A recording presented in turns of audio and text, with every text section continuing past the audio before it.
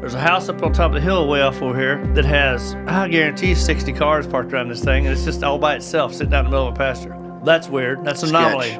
Yeah. Okay. And I wasn't in charge of this part, but we staggered them, and we're rolling. Then all of a sudden, the gunner I'm in the truck with just goes, RPG! And you look up, you see this RPG spinning. It's going straight up, though. And then all freaking hell breaks loose. There's a hill going up there, and we knew there's something on the other side of the hill dropping mortars. So we called in a F-18, and it dropped a 500-pound JDAM on it and blew that thing to crap. So we back out. Okay, that's good. Let's roll back in. Roll back in, kicked it off again. There's machine gun rounds hitting the side of the freaking vehicles. Lucky, they're all bulletproof. They're coming from everywhere. So I was in this vehicle, and I said, I'm not going to sit here and get shot in this vehicle. And I had this S3 guy that was doing a ride along. He's like a office guy, regular Army, so whoever, but he was just doing a ride with us for fun. Welcome to the jungle. Yeah, welcome, bro. And he had an M16. That's okay. When we get out, open that door, jump in that big ass ditch right there. See something, shoot it. I'm gonna run around the back. I'll jump in there with you. I'll shoot down the left side. You shoot down the right side. Let's just jump in the ditch. We're like a little burnt. How many guys did you say at the time you think are coming at you? 57. 57. Yeah, there's 57 dead bodies left. I know that. The next morning. So we get up there, we engage them. One of the Iraqis gets popped. This guy runs out to drag him back. He takes 2 rounds in the side. The guy who went to drag. Yeah, the National Guard guy. 2 here. His name's Kennedy. 2 here and out here. So that's a straight line. And he drops. He's not dead, but he's like looking back like he's got his hand out like crap. And he's looking. I was like, gosh damn it, man. I'm sitting there looking at this dude laying here, and he's right next to the thing. It's kind of wearing me out. And I was like, gosh dang it. So I just went, frag out. Just threw a bunch of fast. So I'm going out. He lowered his weapon. I jumped out there and grabbed that dude and dragged him back. And I'm working on this guy, and I've got him tubed. I got all this stuff going on. I'm decompressing his chest. I mean, I'm thinking there's probably no chance, because it's critical wounds. Somehow or another, I'm coming and going back and forth doing stuff, and it's like 20 minutes, and he's still alive. And I'm like, wow, if I save this dude, it's going to be incredibly impressive. I mean, I'm going to be so happy I got him out of this. And I'm like, what's your deal, man? What are you doing these days? I just can't breathe, because he kept coming back conscious, and I had to pull a tube out of him. And so the last time I was okay, let me decompress this. And I decompress it again. I'm doing both sides. I was about to put the tube in again, and I'm looking dead in his eyes because, looking at it from his head down. And at that split second, I could just see that he wasn't there anymore. And I was kind of like, and so put him on a litter, wrapped him up, put him in a body bag and all that stuff. And, I mean, we're still in the midst of this bitch now. It's still freaking getting. Yeah. And now these other guys are shooting at us from this other side. And so it goes. Before it's all said and done, ammo gets low, and there's still a bunch of dudes down in these ditches. And so, at some point you got to get in there and you get to put an end to this bullshit. So. Dude, what you and your boys have done for this country, the greater good of the world is very appreciated. I appreciate that. But the thing that you're actually doing this and convinced me to open up about a bunch of this stuff, and so did Ryan. Like I was telling you a while ago, and I was like, it's kind of cleansing to go through this and piece by piece, and just kind of get it out of my mouth for a minute, What's up, guys? If you're not subscribed, please subscribe. Also, please smash that like button on the video and enjoy the show. I was talking with Ryan off camera about when you will demonstrate, like, with the sniper rifle and do the whole thing. Like, you were even doing it towards the camera in the last episode we did. And it's crazy. Sometimes when I sit across from a guy like you or a Dale Comstock or a Joe Tedeye, and you guys have these movements with your hand where you go into mode and you start like loading the gun, and I see you do it. I don't know how you feel over there, but like I'm looking at it and I'm like, he's feeling the gun right now. He can see it. He can see the scope. He can see a fucking old target that he used to shoot at. And it's like it's so cool because it's like you're taking me there. I never even thought about it, actually. Yeah, you do it a lot. Yeah? Wow. Yeah. That's crazy. It's very cool to watch. Probably living it, I guess. Yeah. That's whack. But we said we're going to talk all about Iraq, so let's do it. We got 2 guys here who spent a significant amount of time in Iraq, not together, totally separate. You're a Marine, you're Special Forces. You won a Silver Star, or were awarded a Silver Star for things that happened in Iraq. Well, you were chasing down Al-Zarqawi there, among some other things, which was pretty cool stuff. Yeah. He's like had a good ending. It did have a good ending. It did. Your boys did it, though. But when did you, I guess let's start at the beginning here. When did you first find out that Iraq might be a thing? It was a thing before Afghanistan was. So it was a thing people discussed. Because because somebody had a big mouth that was running the country and kept on testing, and then they finally said they made a threat. And once you made a threat, it's boot to ass. And so now it's just a matter of coming up with a reason to go give you some boot to ass. Now, I'm not a politician, so this is all what I gather myself. But invading Afghanistan seemed like a good time to invade Iraq too. Already, why not? We're already there. We're already over there. It's good. Then we just do rotations back and forth, keep everybody fresh. Daddy will be proud. That's right. And so he ran his mouth a little too many times. But the funny thing is about weapons of mass destruction and all that stuff. Depends on what kind of weapon of mass destruction you're talking about. They're there. What do you mean? I have evidence of a NBC style nuclear, biological, chemical disbursement unit that's disguised as two of them actually, disguised as an ambulance with a telescoping sprayer that comes out of the middle of it. The whole this computer shit right here and all these tanks sitting right over here that could disperse a nuclear, chemical, biological agent of some form or another. I have pictures of it. Wait. Those are different. Those are all different things, though. Nukes, chemicals, or biologicals. Yeah, it could do anything because it could be pushed through this system right here. So it's more of a spray. It's a vapor. But that wouldn't be a nuke. It'd be for a biological weapon, though, right? Yeah. I was just saying it's the abbreviation for NBC. So it just falls into categories. Understood. Yeah. Okay, so you're saying it fell more on the chemical, realms biological. of chemicals. Yeah. So Okay. I'll tell you flat out because I really don't give a shit. I have personally picked up barges on the Euphrates River stacked with sarin gas. No shit. Yes. There we go. I'll say it. I believe that. I mean, that's. I mean, I have the pictures to prove it. I would believe that because I mean we know Assad obviously eventually had that in Syria. It's something some of these countries did have. Yeah, I mean it was definitely a lie about nuclear stuff. Right. Whether or not it was there and they moved it, I don't know. I'm not going to get into that. Do we find that? No, unless I don't know. I didn't find that part. However, sarin gas can kill masses. Oh yeah, it's horrible. And so that's the Peshmerga. Yeah. So we freaked out that Syria had it, but now all of a sudden it becomes political. And listen, I don't think that we should have been in Iraq. I don't. But, I just love how the politicians allow or enable the public to pick and choose and whatever goes in their favor. And it's like, well, you bitched and moaned and complained. There were no weapons of mass destruction then. But then you were like, oh, they've got sarin gas. Let's go, F up Syria. And al-Assad. It's like, this isn't Burger King. You can't just have it your way. I did find it curious. That was good. I like that. I did find it curious. I had this guy, Jim Lawler, in here who was, I guess you never really leave, but he was in the CIA for a long, long time. And from 1980 to 2005, there was an official title for it, but basically he was one of their undercover spies covering the territory of anti-mass weapons of destruction proliferation. So all this stuff fell under his purview. It's interesting to talk with you because your expertise was in the field undercover with nuclear arms deals and things like that. And it's like the whole reason we went to Iraq was because they had WMD, and that turned out to not be true. That's exactly right. People ask me about that sometime. And it is true that Saddam Hussein had been working on nuclear weapons before then. He had used chemical weapons against the Kurds. The Kurds are an ethnic group there in Iraq. Killed thousands of them. In fact, one of his cousins was known as Chemical Ali. And Chemical Ali used... And I'll probably give you this clip to splice in here, Alessi, to play, but in the podcast we did, episode 129, I asked him, I said, okay, so Iraq was 03. You said you were 1980 to 2005, and by the end you were like their most, or if not their most, one of their most senior anti-proliferation spies. So it's fair to say when we entered Iraq and in the build up to that, you were at that level. He goes, yes.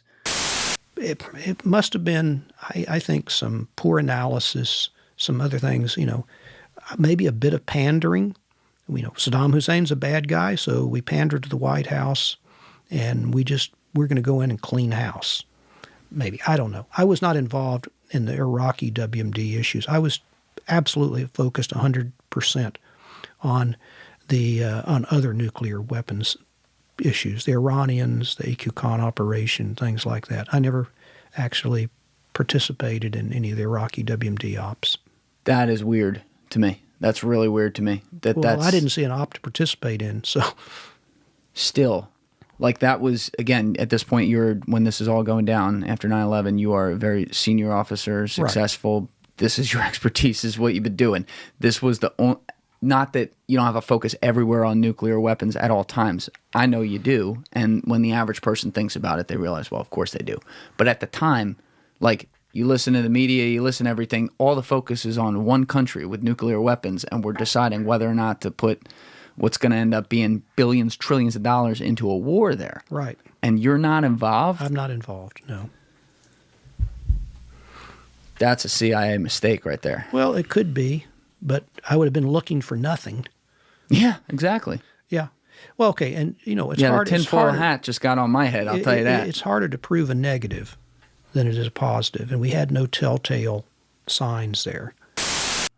And I said, okay, so our lead, anti-nukes guy was not investigating Iraq for nukes ahead of the war. Now, even biological weapons as well, he wasn't investigating that, and you said you found that. But that was one of the more shocking moments in the history of this podcast when I heard that. That was interesting to me. I would find that peculiar, actually. Because as far as the biological and chemical stuff, I mean, Saddam and them tested that stuff on people all the time. I mean, they went to northern Iraq and dropped on a village and killed 10,000 people. Then they drove to another village one time and loaded up every male from 11 years old and older, and they disappeared off the face of the earth. And that's another 8,000, I think it was. We went into a warehouse one time. We're just going around searching. We kind of had everything nailed down. We're just going around searching warehouses. And I walked into one that had caskets, homemade-looking caskets, but they're all numbered. And they were probably, they had shells built and all this. They probably were about, I don't even know, 20 high. I don't know how many deep. Size of half a football field. Just far as you can see, they're just stacked everywhere. And we cracked a few of them open. This and that. It was just skeletons. You couldn't really tell. Oh, my God. But we turned them over to other people that know about how to do all that stuff to figure out who's who and this and that. And they assume it's the ones from the northern area up there, the village from the Kurds that they tore up a new one on there. What's their names? Oh, man, he jacked them up. Yeah. Not the Yazidis. Yeah. Wait, he did something to them too? Almost certain. Because ISIS was the ones who... They were, but, I mean, there's a reason why they were outcasted and, just pushed. I don't know anything about that. And the Turks didn't like them either. So nobody liked them. That's crazy. Yeah, it wasn't very good. And then I walked into another warehouse. This is really disgusting. At this point, somebody else is in charge of some sector of Iraq or this city or whatever. At this time, we're in Mosul. And Marines had a part of it, Army had a part of it, and I don't know if the Navy Pac Rim commander or somebody had a piece. I don't know. But went there, and this place was completely filled with boxes of RPGs. Not the firing mechanism, just the rockets. And I was called back, and I said, "We need to put this place down now, right this minute." We're talking the initial invasion time era, in 2003, and they said, "Well, we'll send some people over." And I said, "We'll sit here and wait then, because these need to go away. We need to do something with them. I don't know what we're talking. I can't even conceive how many 20, 30,000, maybe RPGs." Guys, if you're still watching this video and you haven't yet hit that subscribe button, please take 2 seconds and go hit it right now. Thank you. Nobody ever showed up, called back, "Hey, do you want to start pulling these out and blowing them in place?" I mean, because we just do that. We can put them in a big long line. We can put them in a stack, right in the middle of nowhere generally anyway. We'll just start blowing this shit up. And then once we get down to a certain spot, we'll just level the whole freaking warehouse, and be done with it. Because they got to go. No, blah, blah, blah. Then we're ordered off. Just leave them. We'll send some people over there. We'll get it all done. So they call us back the next morning because we're out all night doing stuff, running all over the place, doing things. Calls back up and goes, "Hey, when's the last time we were at that warehouse?" 8 o'clock last night. Well, we sent our guys over at 6 o'clock this morning. It's empty. I was like, awesome job. Real nice job. What a mess. It feels like when people like you tell the stories of this, there was just constant messes, right? Like almost like there was some disorganization because there was so much shit wrong there. Like it should never get lost in it. Saddam was a horrible guy. Did I mean, you just laid out something, but did horrible things to his people. Yeah. You know, when we talk about, I think that gets lost in the conversation. It's like, oh, we shouldn't have been in Iraq, and obviously I've expressed that opinion before. But it's not like, oh, Saddam wasn't that bad. It's the devil we know. Terrible. The devil we know versus the devil we don't. Right, and how we handle that's it. a hypothetical, but I mean, I wouldn't say the mess is so much. Yeah, I mean, when you say mess, it's from a higher up standpoint and the politics that go into it, because you're talking what these guys do,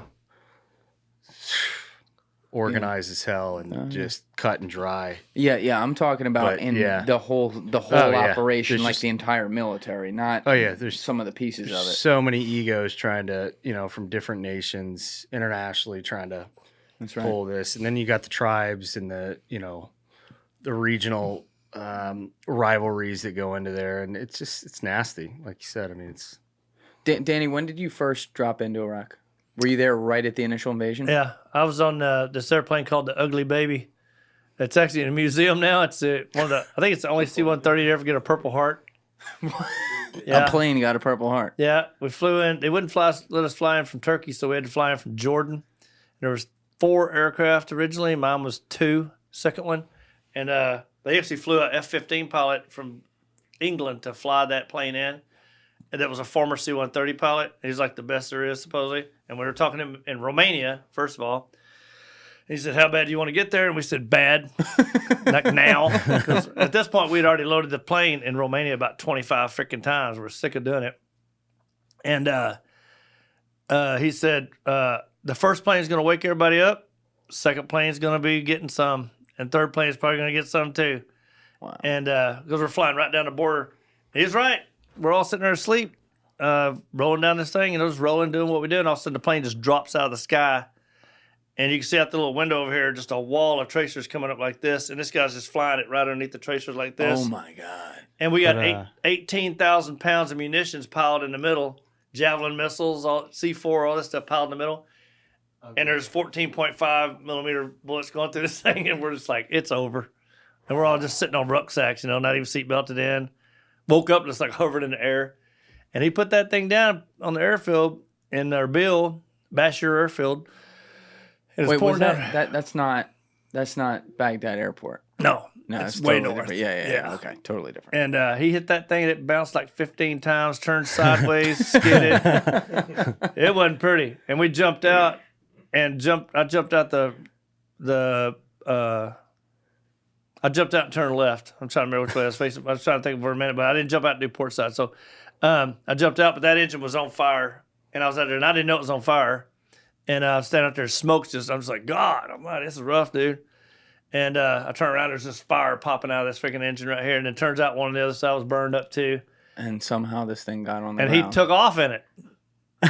He left with it. Dude, C-130 pilots are the coolest dudes on the planet, all right? They really are. I've never craziest? Which they're not mutually exclusive. I've never met a C-130 pilot. I don't know about you that hasn't been the coolest dude. They're awesome.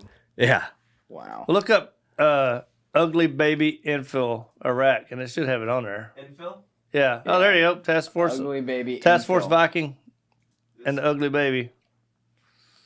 All right. The Ugly Baby infiltration was the key element that opened the northern front in Operation Iraqi Freedom, was incredibly significant to the overall campaign in Iraq.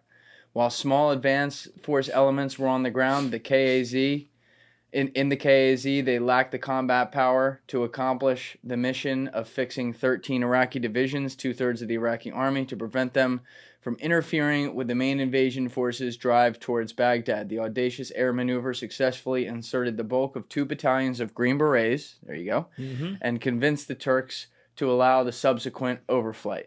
The U.S. and its coalition partners began planning Operation Iraqi Freedom months before actual D-Day on 19 March 2003. The strategic plan for initial invasion called for a 2-pronged assault from the south on Baghdad by coalition forces, coupled with a simultaneous northern attack by the U.S. 4th Infantry Division, supported by U.S. SOF, partnered with Kurdish Peshmerga forces. So, Yeah, the 4th Infantry Division thing, that didn't go as planned. It didn't? They did a parachute jump in, combat jump, and we had already landed, and all that. And I believe they did theirs the next night, and it's supposed to be a combat jump, and they're all ready to rock and party and, get it going. And I pulled DZ coverage for them as the medic on the drop zone so they could do their jump in. Pissed everybody off. Because it's supposed to be jumping into a tactical environment, and it was a combat zone, but they're like, well, you're already there. Let's do some DZ coverage, do the medical coverage. I might turn the flashlight. Don't shoot, don't. Where's the party? Don't shoot, y'all. Don't shoot. And so, how far in advance were you told you were going to be doing this? Not necessarily this exact mission, but like, hey, we go to Iraq, it's going to be you. We knew from the second we got there. We just didn't know how many necessarily and exactly who. But what do you mean the second you got there? Got where? Like, oh, I'm sorry. We got to Romania first. We staged out of Romania. When was that? That was like February. Okay, so not that long before. Yeah, about a month. We sat there for about a month, and then the initial invasion by the tanks and artillery and all that stuff had already started before we hit that because it wasn't pre-Iraqi freedom. Yeah, it was. And plus, the Turks wouldn't let us use their airspace, and we had all of our vehicles are in Turkey too. All of our Land Rovers, all that stuff. Why weren't they letting you use the airspace? We did something to piss them off. I can't remember what it was now. I feel like it was something with fighter jets or something. I could be talking out of my They thought we ass here. screwed them on something. I can't think what it was. There's a big argument about it. But they had all of our damn vehicles sitting there. So we had to go buy vehicles off of people in local populace and all this other stuff. Wow. And then later on, you're Green Beret way, man. and then swapping them. As hell. But once you break them, then you're kind of out there. Nice big bags of U.S. cash. Big cash. Why they Who allow- hands you that cash? Is there like a person whose job it is to be like, I'm here with the CIA. Here's your cash. There's a place you go and you get it issued to you officially, and it's not Iraq, and it's Europe. And you walk in, and while I'm sitting there waiting to get the money, I know where. and then I'm standing here. There's a safe open up right here, and there's like blocks of $1 million of cash sitting in this thing. God bless the Swiss, man. God bless them. And I was like, "Is that $1 million?" He's like, "Yep, that's $1 million. You want to pick it up?" Hell no, I don't want my damn fingerprints on that thing. No, and he's like, "Pick it up." I was like, "Dang, all right." I picked it up, hold it. I was like, "Let's get a pic." My boys with me took a picture of it, and then he handed me all this big old pile of money, and I had to wear like 3 fanny packs to put it all because you ain't setting it down. It stays on me at all times. You loaded fanny packs with millions of dollars of cash. Not millions. It was probably You couldn't fit millions. It's like 25 pounds for $1 million cash, I right? could fit $1 million. Something like that. Yeah. Is that what it weighs? fit in my belly. I have no idea. I've never held $1 million. Well, $1 million in hundreds is I run a this big. nonprofit. Yeah. Yeah. But I think I had $250,000 but each, and there was like I don't know 40 of us. We each got $250,000 a piece. Love that. And so I got my $250,000. I was like, stand by. Got me another photo. Got me another photo with I was like, I ain't never held $250,000. You kidding me? I never held a stack of hundreds that much before that day. And then we got over there. We got got to our infill, which we had to carry it the whole damn time. Which is, if you want to get sick of doing something, walk around $250,000 strapped to you in cash. I'll do that for you anytime, man. Knowing you. you're giving it to somebody else. And so we finally consolidated it all and gave it to some other cats that. Wait, what was that look? There was a lot to that look. Well, one of them was a captain that they let him decide what vehicles we're getting. So we got all the people to come onto the Peshmerga compound, Kurdish Peshmerga, whatever, and where we're staying temporarily.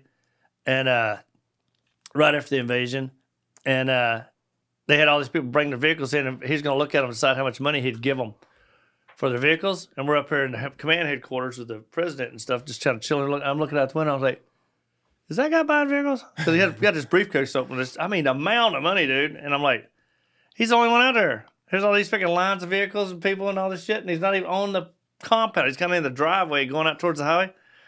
I was like, is he buying shit? So I walked out. I was like, what are you doing? He goes, yeah, we're buying vehicles. I've already bought those over there, blah, blah, blah. Are you trying to get shot?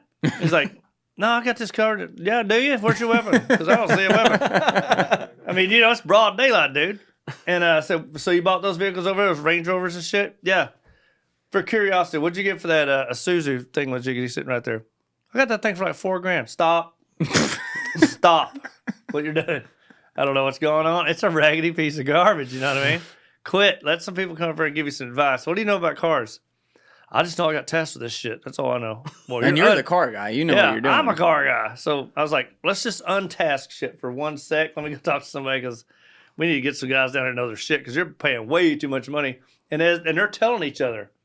So when you come up here now, they're going and said, I'll take $200. He knows his buddy just got $4,000. He's like, I'll take $4,000. And he's like, all right, just shucking out hundreds, boy. Like, so he shut that down. This was at the infill spot you said? Yeah, because we landed in Bashir Airfield, which is in Erbil, out just right on the edge of it. And then we were south Erbil at the Peshmerga compound. We're staying with them till the rest of the stuff kicked off. We keep saying it. Would you mind just giving some background for people out there who aren't very familiar with the Peshmerga? Because like the Kurds who they're a part of, it's really fascinating to me. They're this enormous group of people. Can we Google how big they are? Alessi, I forget. Maybe it's like 20 million or something who don't have their own country, but they do have their own army. Yeah, and it's called the Peshmerga. But can you like explain your dealings with them?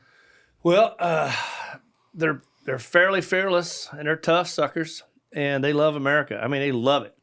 If you go into Erbil proper, the city itself, and you go in there like a military uniform, like we did, because everything kind of calmed down for a minute. If you're in Erbil, we never got shot at or anything. There's a war going on, and you still go to Erbil, and we just walk around free. And wow, you hit the fourth one down. I had a U.S. flag on Velcro. Almost caused a freaking huge fight amongst all these kids. One of them snatched it off my sleeve, and they're over here fighting for it. And there's like 20 or 30 kids wrestling for it and this and that. And I was like, dang, man. Tomorrow I'll bring you some more USA patches. So I brought out a box of them, and there's that palace, which is the oldest castle on earth that still people live in. It's the oldest one there is.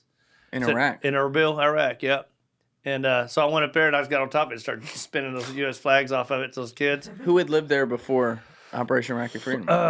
Just villagers. I guess they must have been family members that had years after years after years. I forget how old it's thousands of years old. If you look it up too in a minute. Yeah, castle. So, by the way, the Kurds' total world population is around 31 to 32. It was even bigger. I think I said like 23 or something. But yeah, I mean that's crazy. That I they love don't have a country. Kurds. I mean, you can count on them. They don't screw you over. They do some silly stuff sometimes. They're funny, but they're brave. Erbil Citadel, is that the castle? That's it. So this is in Erbil. Yeah, it's in Erbil. So the 6,000-year saga of the Citadel of Erbil. Yeah, 6,000 years old, dude. Look at that. Wow, it's like up on a. That's really cool. That's the highest point. Wow. They built that hill.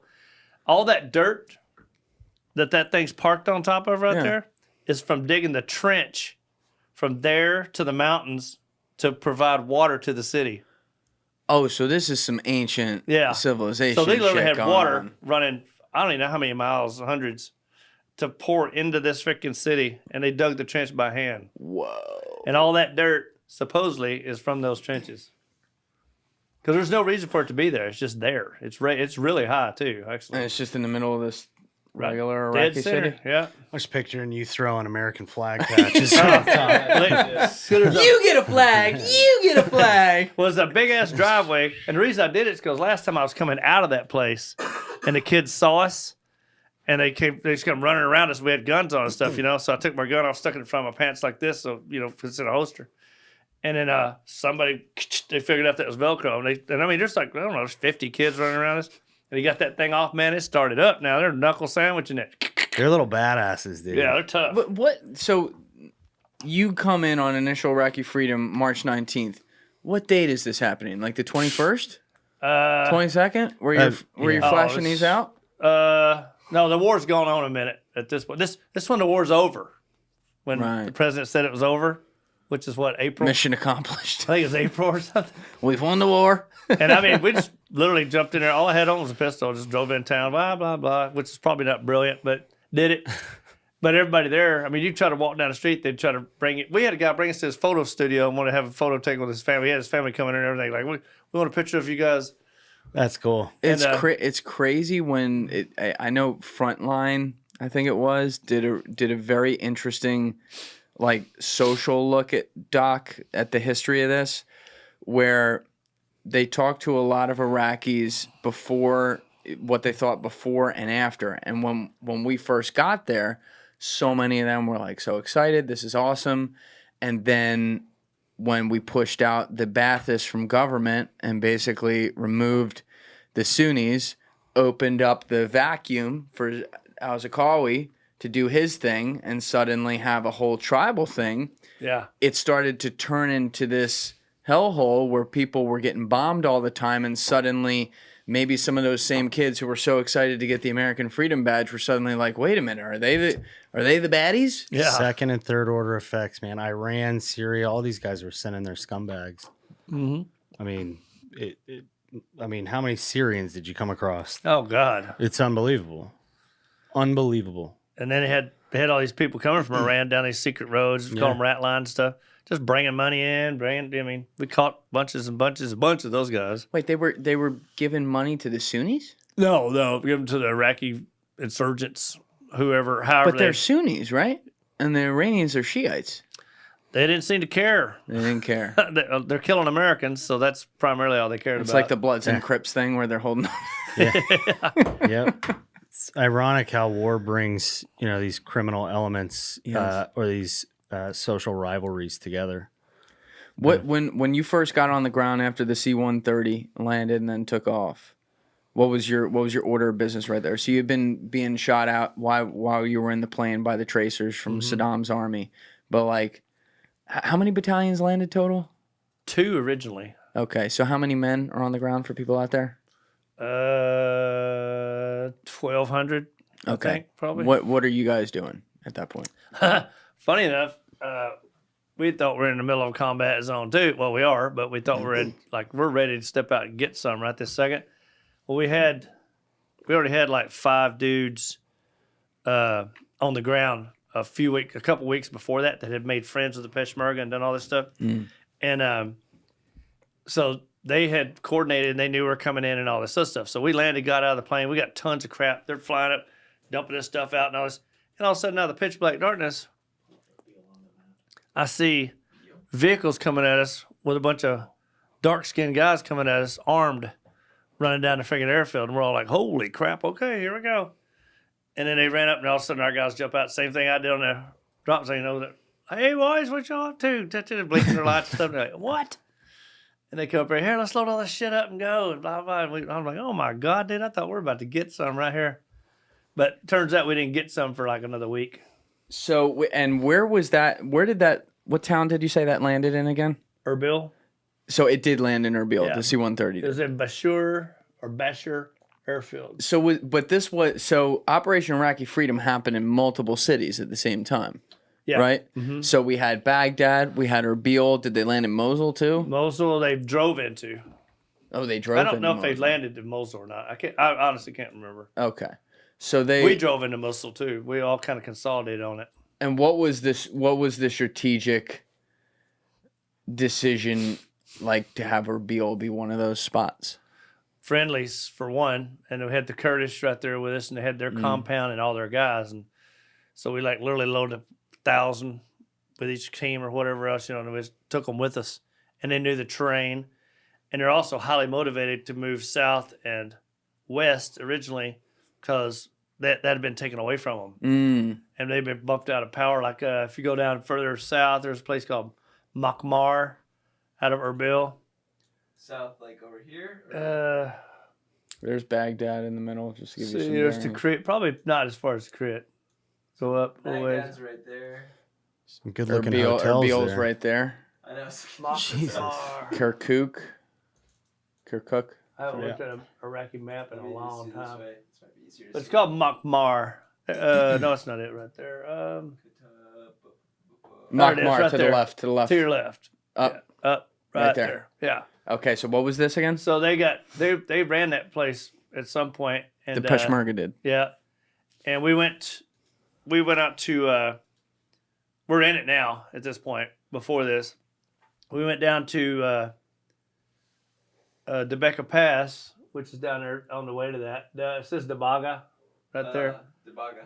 Yeah. We went down there, and that's where the American jet accidentally dropped a bomb on our team. Who? Wait, what? American F-18 somebody accidentally It's on caught YouTube. it. Yeah. He's there. Wait, that's on YouTube? Mm-hmm. Can we pull that up? That's not going to Pretty gnarly.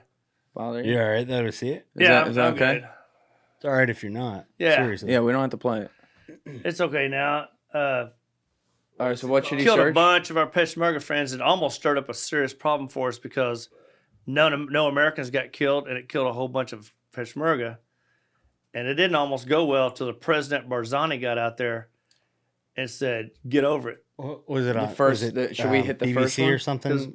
Battle of it's also the Battle of Dubeka Pass because it was a battle. Battle going of on. Dubeka Pass, BBC. Yeah, try to spell it phonetically. Maybe I'm Dubeka, BCKA or BKA.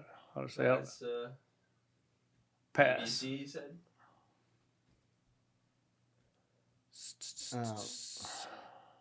Iraq. Yeah, let me put Iraq in there. That might help. The events that led to the war in Iraq on the front. Take that A off of Pass. Yeah. Dubeka Pass. There you go, bud. Let's see. The Battle of Dubeka. The second one? versus Iraq. Yeah. Yeah. This right here? Yeah, That's hit one that of one. All right, so this who it was an F-118 accidentally dropped. F-18 accidentally got called in. We believe maybe another special forces team called it on us accidentally because there's a big hill between us and another team. And there's a T-72 tank sitting out in front of us that they had recovered. And they saw a bunch of brown guys running around it from distance and heard tanks in the open and looked over and saw this tank with a bunch of brown guys running around with uniforms on. And I think they saw that thinking it was another group of people. And here it came. And they just dropped a tank on it, dropped a bomb on it. Go back to like 16 minutes, Alessi. Keep going. Yeah, See the bump right there? I think it shows like hit that. I think this is where it shows. It's like an animation. Yeah, this isn't like the actual. Yeah. But I saw like a bomb go off at some point. Here, so who are we looking? Who's firing there on the right side? This is obviously before this. It's a remake. Yeah, this is, Oh, it looks like U.S. There was a javelin. this is So those are the bad guys on the left right there. It should say, I go back to that search page. yeah, It's accidental actually bombing at Dubeka Pass or Battle of Dubeka Pass. I mean, What's it should be- that? Keep going. Keep trying to search it, see if we can find it. But- No problem. Anyway, that happened. Blew up a whole bunch of stuff, people, things, all this. Put us on bad footing with the Peshmerga for a minute, and the President Barzani got up there. Oh, and President Barzani's brother got seriously wounded with a chunk of steel in the base of the skull. He was standing Oh. there. He was up That was there. personal. There it is, right there. Second one. Second one. All right, let's hit the second one. A scene from hell. Yeah, there's the British guy that got bit. He ends up bleeding all over the lens. Wait, was this during the day? Yeah. All daylight. Oh, so it's about to come. Yeah. Oh, no way. Oh, shit. Unless, I can't tell if it's aftermath. Now, I see a bunch of scorched on the asphalt there. But there's a crater where it is. Check the preview, Alessi, just to see. Like, see if something drops. I can't tell if it's after or not. It should Oh, be- wait, let I think it this keep is- going. Yeah, I think this is it. You'll know when you see it. There's plenty of stuff on. There you go. That's right after. That's when he stands up. That British guy that was just talking. He stands up and videos this. You'll see our white Range Rover standing there somewhere. Oh, that's crazy. That's like dystopian. There's my interpreter right there with a helmet on the right. So you're in this video somewhere. Okay. I'm in the back of a truck throwing out bandage wrappers for his cameraman. Are they gonna show it? I guess now. Probably. Or no, this might. It looks like this might be the aftermath. I think it's after. I think this is after. But Judge about the scorched we earth. get the picture. But yeah, it was bad. Well, I guess they're flashing back too. How many of your guys did you lose in that? None. None of yours. It was just Peshmerga. I think it was 27. Oh. Oh, look at that. That's terrible. So needless to say, American jet bombed and didn't kill any Americans. So you imagine they're a little bit pissed off. Yeah. The About that. conspiracy brains are tingling on that one for them, I'm Our sure. vehicle's in there somewhere. There's a white Range Rover sitting there somewhere. But Luigi Barzani, he's a big deal. He got seriously injured. But President Barzani's like, hey, you guys get over it. America's here to help. Don't be pointing fingers at nobody. And we just drove on. And Barzani, when did he get power? There's our vehicle right there. That was you? I'm in the back. Is that you standing up? I don't remember. Maybe. You made it on BBC.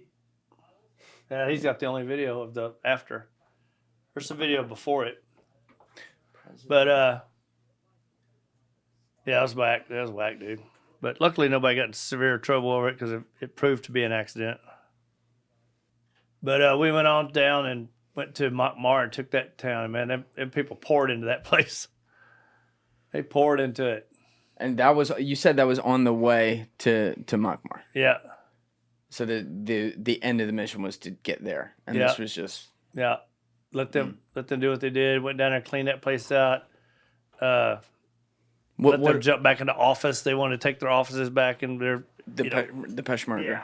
What month are we in now? Are we still in March? Probably March. Yeah, probably still March.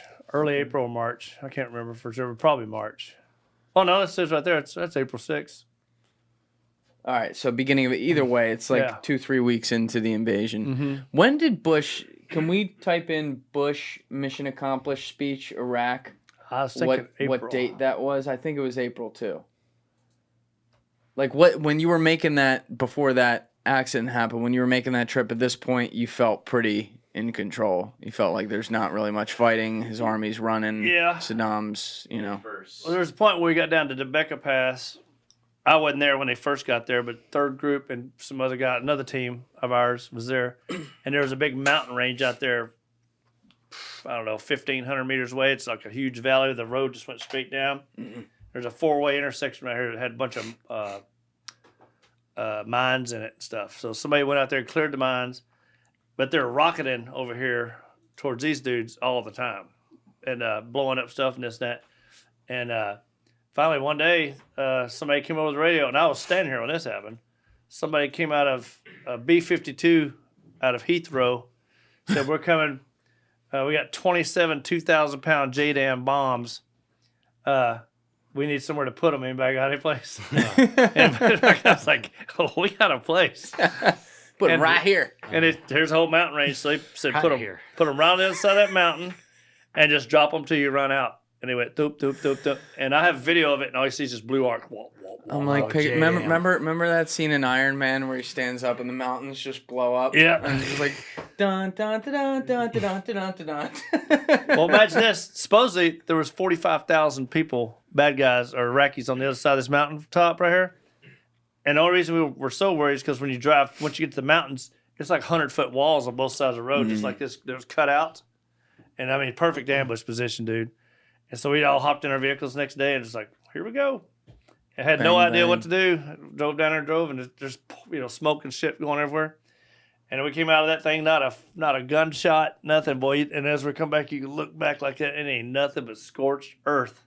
I mean, don't tell him. I mean, I don't even know, man. That was brutal. Can you imagine being at this end and they start No. hitting down there? You're like, thud, thud. Oh, that's bad. Yeah. I never seen. There's nothing for me to compare that to in my mind. I've never. A movie doesn't count. A documentary doesn't count. I've never seen a B-52 strike before. I mean, B-52 is the coolest damn thing. What does that? What does that sound like? It's a Vietnam era. Yeah. Call it arc light. Got a bunch of old school Rolls Royce engines or something Yeah. on it. Yeah, Merlin Rolls Royce engines Yeah. in it. 2, 4. But when it all 6, hits, 8, when it all maybe hits like that, like the ground thunders and whatever, yeah. you're far enough away though. It's not like blaring your ears. You can feel it though. Yeah, Oh, But yeah. you feel it. that. You can feel it, but you don't really hear it as bad. Right. And then before this happened, though, a bunch of Iraqis, because they're giving up all the time. I mean, they're always, I don't blame them. They didn't want to be there, some of them. Yeah. And a bunch of them are coming down the road, giving up, waving their T-shirts and stuff. Like 20 of them or something. Soldiers, you're saying? Yeah, This is soldiers. 2003. Yeah. And you remember, they're just like giving them. I mean, they're giving up right and left. And so we're not going to shoot dudes who are giving up. So here they come down the road. Blah, blah, blah. Okay, keep guns on them, blah, blah. You got our freaking Mark 19 sitting there, 50 cal and all this other stuff. And all of a sudden, this dang vehicle, 4-door SUV, I think it was Land Cruiser, comes running down the road. stops. 4 Iraqi officers get out with AKs and just gun them down. Right on the side of the road. Just innocent, no, unarmed, everything. And they're laughing about it. Because somebody's looking up to this big spot and scope. And That's not going to be another dude, I'm not going to say his name, doesn't like it. And picks up a freaking javelin. Sends them straight down. Do not waste that $18,000 missile on that freaking vehicle. And they're going, whoop. Back blast area cleared. And he goes, poink, ting, and just shoots off. And this thing's hauling ass down the freaking asphalt. Sweet. Wow, hits this thing and just, it's over. I mean, it's cool. Taxpayer money right there. That's not wasted at all. Yeah. Yeah. But it wasn't me. It was somebody else. So Okay. I will not, We have that for the I record. will not even claim that one. It was very cool. That's not mine. So, once because by the way, we looked this up. It was May 1st. George Bush gave that famous his mission flight accomplished. suit. Oh Yeah. boy, It's great. what an image! Like you want to talk about just like what's it? The freezing cold takes account. Just the image of him in the flight suit on a boat with a giant mission accomplished. Yeah. That one right there. That's a meme for the history books. But at this point, like, are you thinking to yourself, that's the vibe? Like, hey, we got this? Or what are you seeing different things on I the didn't ground? feel like it was over yet. I mean, I think I felt like we kind of accomplished to do a lot of the stuff that we planned to do, but I wasn't really in charge of a whole bunch at that point either. You know what I mean? So, but I was like, there seems like there's a lot of bad guys left to run around out here somewhere. Was it but as you said, a lot of soldiers are giving up, but now it's like kind of it's a no man's land in a lot of ways. There's a lot of, like you said, insurgents. Well, the cool thing was there was a green line in the beginning. What do you mean? Like, here's us, here's a line of what we own, and here's all the bad guys over here on this side. You talking about the green zone? Like, well, it's the same kind of deal that runs through it, because that's the area it's inside that green line, in other words. Okay. So everything in here, we've already shot them or did them or whatever else we're going to do. Everything outside that line is, no man's land hadn't been conquered yet. And at this point, Mosul's still outside that line, and all this by a long ways. And we call that driving to that place Escape from New York, because it's so freaky. I think Fallujah and Ramadi were they might have been in it. Yeah, but they weren't friendly. But they were teetering. It's where the infestations within. Where was Al-Zarqawi at the beginning? He got there like right before the war, right? Or did I make that up? No, I think it was after it had kickstarted. I think correct me if I'm wrong. I think he you'll have to look this up, because if I speak out of my ass on this, No, I feel you. He's a master of counter surveillance. So Yeah. I'll tell you that much, man. Al-Zarqawi was hard. yeah, you don't like. Could not track his butt, boy. And by the way, for people out there, just context, we're talking about Abu Musab al-Zarqawi, who was known as the godfather of ISIS, who we'll get to it, but you guys killed before ISIS was officially began, but he was the guy who kind of started it. Joby Warwick, that's what his book Black Flags is on. You were on the missions that Joby wrote about in there. You were as well. But he was mentioned in that speech by Colin Powell at the UN. He spent like 10, 15 minutes or something on this guy, Al-Zarqawi. And I guess maybe he was talking about his network that he was setting up in there. Mm-hmm. So he was at least setting up the network in Iraq before you guys got there. Yeah. So here you go, 2004. So it was essentially where he had basically kickstarted, once the region became unstable, kickstarted the new uprising in Iraq of insurgency. And when you guys were coming in, did you lose on the initial drop into Iraq? Did you lose any guys within the battalions? The initial, no. So it's been to this point. Then we're still in the beginning of April now. Whatever, beginning mid-April.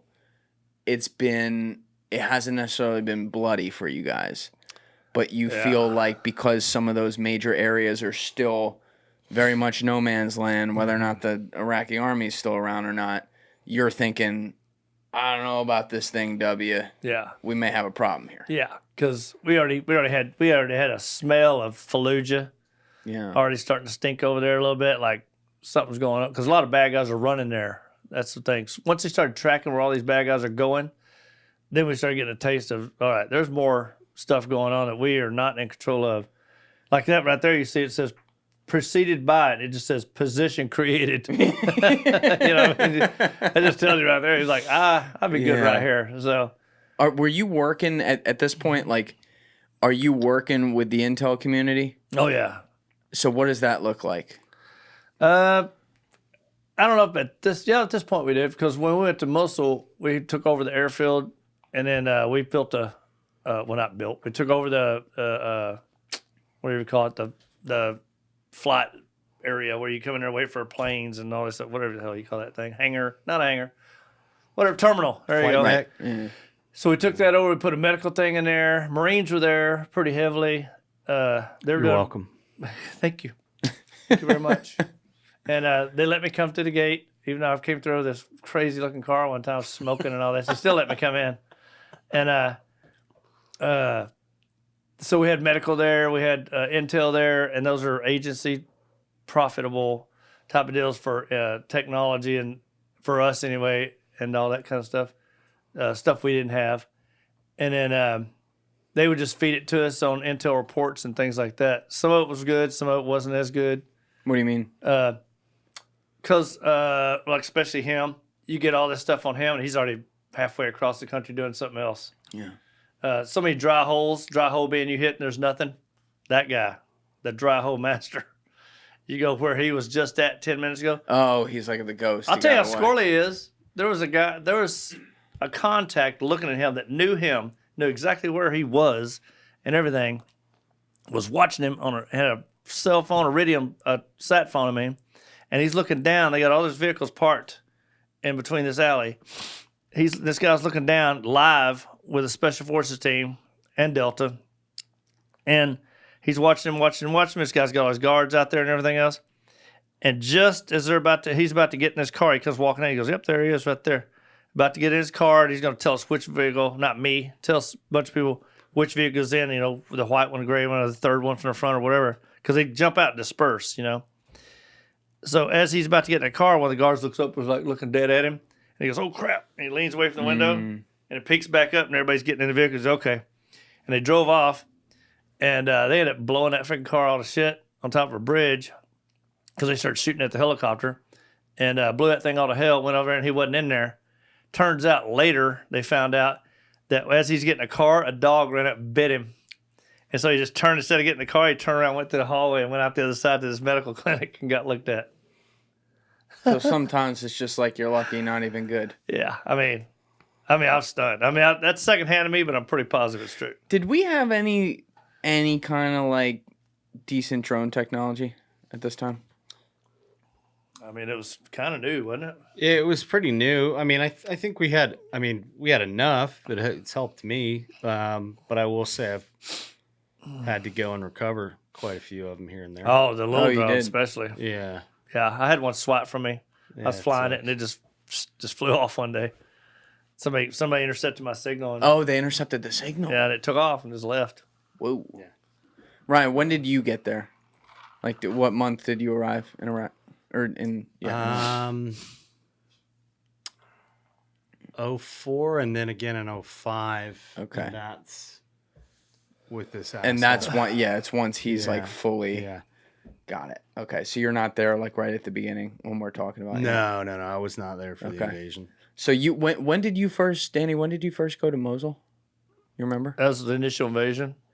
But like, are we in May? March or April? Okay. Probably April. Probably. We were there pretty quick because we moved over there really fast. In fact, trying to remember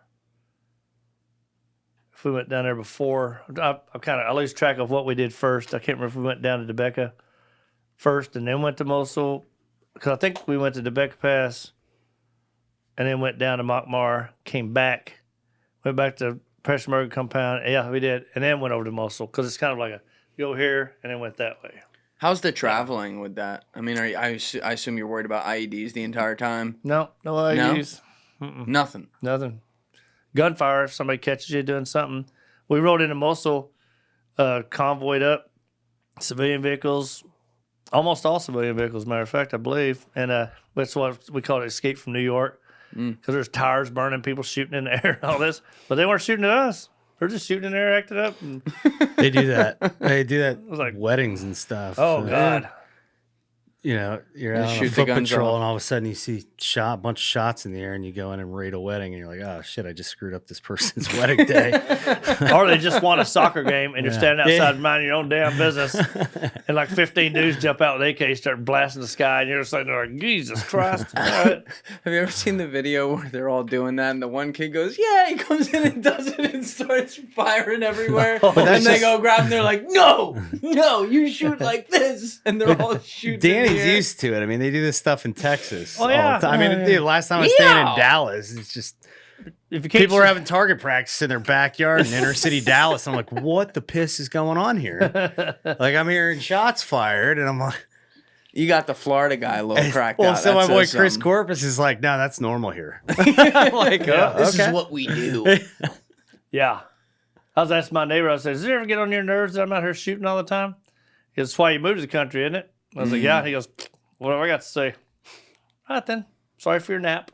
When you were going through Mosul, though, and stuff, and even if you thought it was kind of no man's land and stuff like that, this guy wasn't a thought yet, though. No. He wasn't. They weren't really talking about him, no? I don't even think even close to me. Nothing. I don't even think I knew who he was at that point, maybe. Because it seems like, looking at the history of it, based on what I've seen from being reported, but you were on the ground, so you could tell me better, like, you know, we were focused on trying to say, like, yay, freedom, we're going to set up democratic government, and it's more like trying to communicate with the people, while we're trying to find Saddam wherever he may be, but his army's given up. So did you get to talk with a lot of local Iraqis along the way? What, yeah, what was the lots. vibe? They couldn't believe it was all true, for one. I mean, they're very appreciative and this, that, and the other. As far as I could tell, they loved us. I mean, in the beginning. I think one of the crappy parts of all of it, and I really, really regret, is I feel like we just created a lot of terrorists along the way. We didn't know how to handle ourselves with them, how to deal with them. To us, if everything's a nail and I'm a hammer, that's what's going to be. Just keep on hammering them all the time. I don't think you should regret that, though. I mean, That's probably why I'm here, because I never dropped my guard, and why a bunch of my friends are here, but if sadly, some people got treated like shit along the way. Yeah. I didn't trust anybody. I mean, I'll play along, but, stay where you're supposed to be and don't come over here like any quicker than I like or stuff like that, I keep forgetting to look this up, Ryan. Keep forgetting to go back to your podcast because I feel like I've told this story on probably 6 or 7 different podcasts since then. But I can't remember. You talked about the story of the door-to-door where, when you had to go door-to-door and get people on the ground and check to see if there were insurgents in the house, where there was a whole family, and I couldn't remember if it was one you did or if it was a story McChrystal told that you then told. But there was one where there was like a 7-year-old kid with a 1,000-yard stare who just looked up at whoever the soldier was, whether it was you or the soldier in the story, and went to lie down on the ground with his hands on his head. And they're like, no, you don't have to. And then he just got up, and they're like, you can leave the house. And he just looked at him dead. And the context of what you were saying is that kid is going to remember me and people that look like me or whoever the soldier was, if it wasn't you, and be like, bad. And that's where a terrorist can be born at such a young age. And then it's hard, like, I don't want to say like, oh, we empathize with terrorists. That's not what I'm saying. But it's hard to not see how that's going to happen. terrorism is created. It's not, you're not born with it. Yeah. So that's not my story, but yeah, I mean, it's like I always say this because Len Westover's drilled it in my head, but second and third order effects to everything you do. Yeah, everything. And that's most important in a war zone, combat zone. How do you feel about that, Danny? Because like you're there doing your job, trying to do the right thing, right? There are dangers. You have to do things like this sometimes, Yeah. right? But then do Well, you grapple with what that creates sometimes? imagine, well, like he said, second and third order effects are instant, like throwing a rock in a pond, throwing a rock in a pond, goes over here, makes frog jump off the lily pad, frog makes the freaking jumping off the lily pad, makes the bird fly away, blah, blah. You see what I mean? Like that. So, for instance, say you're in a nasty-ass firefight in the middle of a town doing a hit, and you're outside, and there's dead people laying around out in the road and stuff, and bad guys are coming, and they're shooting, and RPGs start flying suddenly, and you're loading up your vehicles, and the only way out is over all them dead bodies that are sitting right there. Or you can sit there and get RPG'd. They're dead. You just run. You got to leave. But what do you think that puts into their head? Like, oh, really? You're just going to just run over my people? My wife? You know, who else? Who knows all's out here? You know, because everybody's game. I mean, you carry a gun, you get what you get. I try to think of the world about intentions all the time. What are people's intentions, right? But the problem with it is that when we don't know each other, on the average, humanity assumes the worst intentions in people. Yep. And then that is the attitude they form with that. And that's a prime example right there. In your moment, right there, it's like, stay here and be killed or drive over people who are already dead. That's very mean. Very sorry about that. Let's get on with our lives so not everyone dies. But then the people who watch that are like, yo, fuck them. Yeah. They like doing that. Well, see, the problem is, too, is that if you're in charge, you're making the horrible decision. And I'm doing it to save my people. That's right. But I'm making a piss poor decision. It's going to have a vast effect on everybody. Yeah. So see what I mean? It's that second, third order effect, man. There's no way around it. You can't do anything about it. You have a shoot through, shoot a bad guy who's about to shoot you with an RPG. It goes through, hits a kid behind him in the head, 100 yards down the road. You did it on purpose. Yeah. That kind of thing. And you're not going to outlive it. I mean, so all you can do is try to do things better, make things more happy, show good faith and, all this stuff. But it's super difficult, man. And we messed it up in the beginning. Emotional pain's irrational, man, always. What kind of pain? Emotional pain. Emotional pain. Yeah. It's irrational. Yeah. It really is, especially in that landscape. Yeah. And do I blame him? No, probably not. Because if you put yourself in their place, I mean, I'd be freaking pissed off. Yeah, be mad at everybody. Yeah. In hindsight, even if you didn't realize it at the time, can you point to a moment where you realize, ooh, this is going the wrong way? I was interrogating somebody one time, and me and 3 or 4 other people were interrogating him, and I was like, man, we're doing this the wrong way. Because I could tell, I was like, he's not going to say shit anytime soon. And I don't remember, we weren't beating him or anything like that. This wasn't an Abu Ghraib, was it? No. Not those derelicts. This is actually a really bad guy, a real bad guy. And he had some stuff we wanted. And I knew he knew it. We saw him do some stuff. I mean, he knows what I want to know. And but the way we're doing it, I was like, you know what? We're doing this entirely wrong. We started talking about it. So we need to take a different angle and figure out what it is he cares about and let's start working on that. And all this. And at some point, while we're doing all that, it kind of came on me. It's like, you know what? I might have been doing a whole bunch of different. I was laying in bed later, and I was like, I might be taking this approach a whole wrong way all the way around. The way I'm asking for people to do stuff, rolling into a village, snatching somebody up, slapping them around a little bit. Hey, I said, because I don't care. I want that guy, and that's what I want. You know what I mean? Not beating anybody, but I assume you're with him. You know him, blah, blah. Give you a little smacky smack here and there, throw you around a little bit. I said, get over there, and do it. And that's the way things are done. Not damage them, but just, scare them. But you don't know. Meanwhile, that guy's like, that terrorist organization that want me to come help, I can make me an extra $100 a week to helping out. I think I'll just go help them. Screw these idiots. My sons, too. Yeah, and I'll take them, too. So then there you are. You're stuck with that. So then you come up with a better way to do it. Win the hearts and minds, which Special Forces, one of our big things is winning hearts and minds. And go in there and just kill them with kindness, the ones who deserve it, that is. Once they've proven themselves worthy of the kindness. And go in there, dig them a well, help them with their animals, this and that and the other. And like we had one, we accidentally burnt down a abandoned marijuana field. Oh, that's such a sin. Because we didn't realize that all those stalks that were left over is what this village used for firewood. And we burned them all. So they had no firewood, period. And it's a village way up in the middle of nowhere that doesn't it gets cold. They don't even know there's a war going on. That's how far away it is. They're like in the mountains, are you saying? Yeah, way up. And we ended up, not me, but we coordinated to, I forget how many tons of firewood we put on C-17 and flew it over there and gave it to them. That's awesome. So, that's cool. That's really cool. Guys, if you're enjoying this current episode with Danny, I did another one with him right before this. The link is in the description below for you to check out once you finish this episode right here. But I mean, you don't want to talk about it being a complete, because you know how our thing is, big marijuana field, burn it. Poppy seeds up, burn it. And all of a sudden, this guy's like, what are you burning our shit for? Yeah. You know? And all of a sudden, you realize, damn, dude, pay attention. Yeah. See what people are doing here. There's a scene you ever seen the movie The Patriot? Yeah. Love that movie. But there's a scene towards the beginning where they walk out of the meeting in South Carolina where Mel Gibson had said, I don't really want to go to war, but everyone else wanted to, and they agree.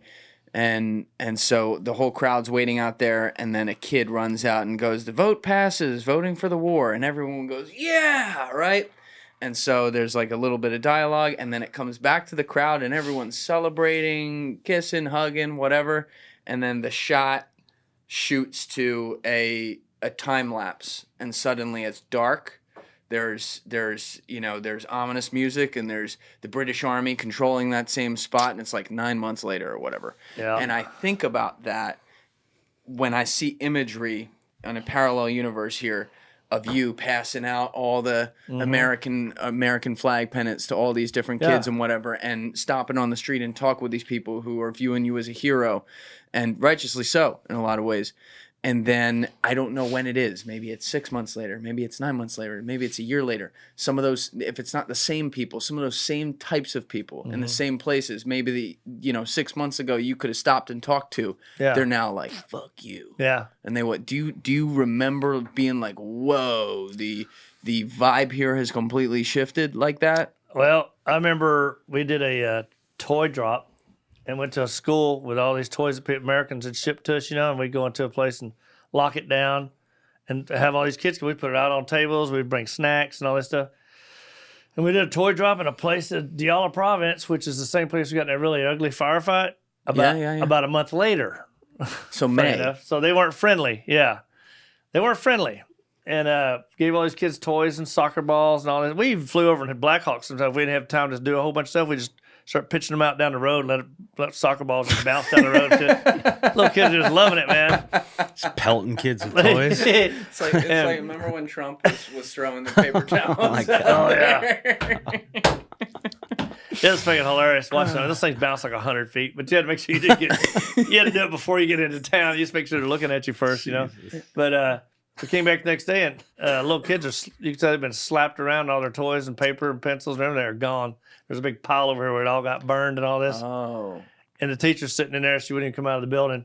She's like, I'm not allowed to talk to you. She told the female interpreter, because we always take female for that kind of stuff, and she came out and she's like, she's not allowed to talk to you. If she talks to y'all, they will kill her dead. Was that pressure, though, from like the mafia of the local insurgency? Yep. So those people already hated you before. Oh, yeah, they hated us long before. Right. But we didn't make things better by getting up in their stuff. Right. They're like, oh, you're up in our area now. So little they know, shortly we're going to be way up in there. And we'll be doing all the burning and all that. So, and we did. What do you mean by that? Well, a month later or so, we're up there freaking piling them up like cordwood out the middle of the road. So. Can you elaborate on that? That firefight that we ended up getting into, that ugly one. It happened like a month after that. So these same people were probably the same guys who showed up. It's like May, June. Yeah. Kinda? Whenever that was, the firefight was it April 6th or April 10th? Or not me. Fuck if I know. Wait, the one where the accidental bomb got dropped? No, the Silver Star. Oh, this is your Silver Star one. Yeah. So that was, I didn't realize that was in 03. I thought that was a little later. No, this is not 03. My bad. I'm talking about, this is one of the points, the turning points. That's how bad it was still. Okay.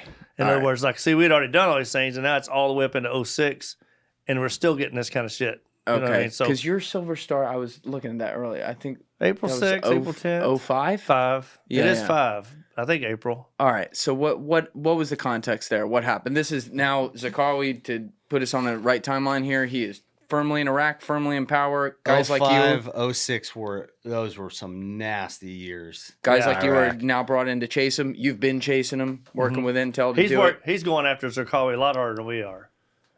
What was your at that point, like year and a half into 2 years into the war? What's your day to day? Like, what's your main mission at that point? Pulling intel and hunting down dudes, and we also had about 100 and something Iraqis. So We had to take them around and do stuff with them. We had two of our guys, or two or three, were training them all the time. So we had to take them out on missions and confidence missions. And I didn't realize you had that many Iraqis with you. These are going to be like their new army that you're training, like some of their special forces, that kind of thing. Eventually, but Can these I just particular say ones aren't. how, man, my grandpa used to have this saying, hey, you're either dumber than shit or you got bigger balls than I do. Time will tell, right? And he said that to me when I started VETPAW, and when he passed, a couple days before he passed, he said, hey, definitely got bigger balls than I do. You're still dumber than shit. You going out, and you Green Berets, USF boys, definitely got bigger balls than I do. Going out with that many Iraqis in a clandestine environment, doing what you do. That's wild. To have the patience that you have to teach. I mean, I have the utmost respect. You have all my respect. You always have. It's almost, well, thank you. It's almost a narcotic thing you need to take to deal with them. Yeah. I'll give you an idea. I wasn't a primary trainer of our 18 Bravos, which our weapons guys are. They're the primary trainers. And so they've been out here teaching them how to do the shoot house and do all the stuff that they're doing and everything. And every now and then we'd go out there, other team members go out and see if we could help, get in the shoot house with them. Because, these two dudes run the show. There's at least 100. And they weren't special ops yet. We had the ISOFs that we did on different deployments that are the special ops guys. But these guys are trying to get to where they will be someday. And so we get out here and we get to the shoot house, and they call up and be like, hey, man, we got people just pointing guns at each other all the time. We need to get some help out here. So we get out here and get in a stack with them. No, put ammo in it, but not around chambered. And then run them through the house, and we just get in a stack with them. So you can't shoot anybody. And so we run through there, and I mean, we're standing outside the door. I mean, I'm standing right here, and this guy just puts his weapon right behind this dude's head. Right, we ain't even going on the door yet. He's already pointed right back of his head. Finger on the trigger. It's like, I'm like, index. Let's just hold on one sec. And I told him, come over here, bro. Because I got a bad habit of walking around with the dang finger on the trigger, dude. All safe. I mean, it's an AK. I mean, it'll go off. Oh, yeah. And so I come over here and I was like, got my interpreter on. Hey, bro, finger is not on the trigger till you're about to shoot something. You're on target. You're, blah, blah. Yes. I know. Okay, have it on safe and all this. Okay, yeah. Get back to stack. Let's go.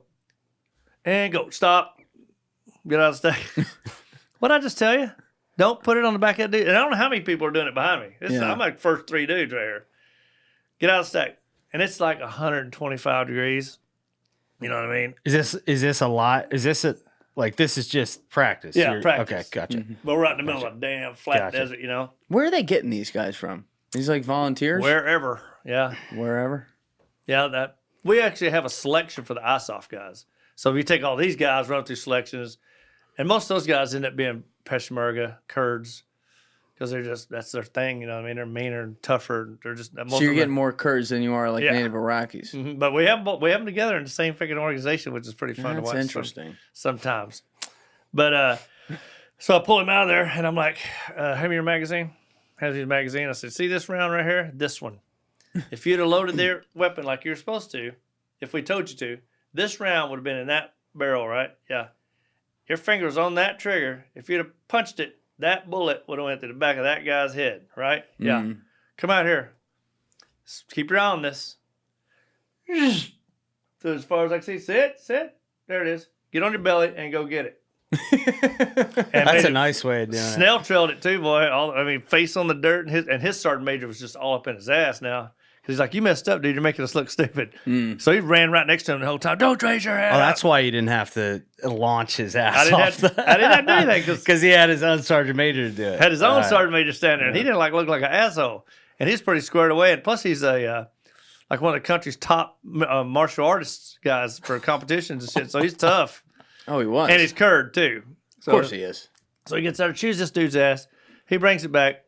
All right, you got it? Put it back in there. Get the exact same spot. Everybody stack up again, And my boys are doing all this shit, and I'm just standing there, And go. Stop. Come here. Have that round out there. Flick. Threw it out there. By the time he came back this time, he's throwing up and crying. Put it in there. Do not put your fucking finger on the trigger again, bro. And that's it. That ended it. That dude never pointed that thing into nobody's ass. Never Learned pulled his lesson. Did that to about 4 or 5 mofos, and then finally everybody's like, I don't want to do that. Well, quit pointing at And everybody. anybody that watches this and thinks that that's, irrational or outrageous, whatever. No, you're talking about like your ignorance can take somebody else's life. Kill 'em. You Dead. know? I think about that all the time for you guys because it's like all it takes is one split second of sleeping at the wheel. Dude, I lost my 50 people are dead. he was essentially, I love my dad, but from a military standpoint, he was a father figure to me. From getting shot in the back of the head by an Iraqi soldier. Oh, Yeah.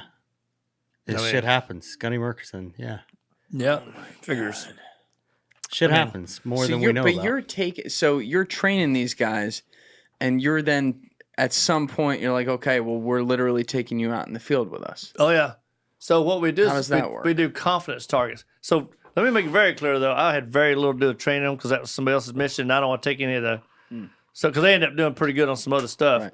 but I don't want to take any of the credit for that. We're just down there helping, and we're just offering a new approach, And so anyway, we try to find confidence targets for them, let them go out and find something and build their confidence.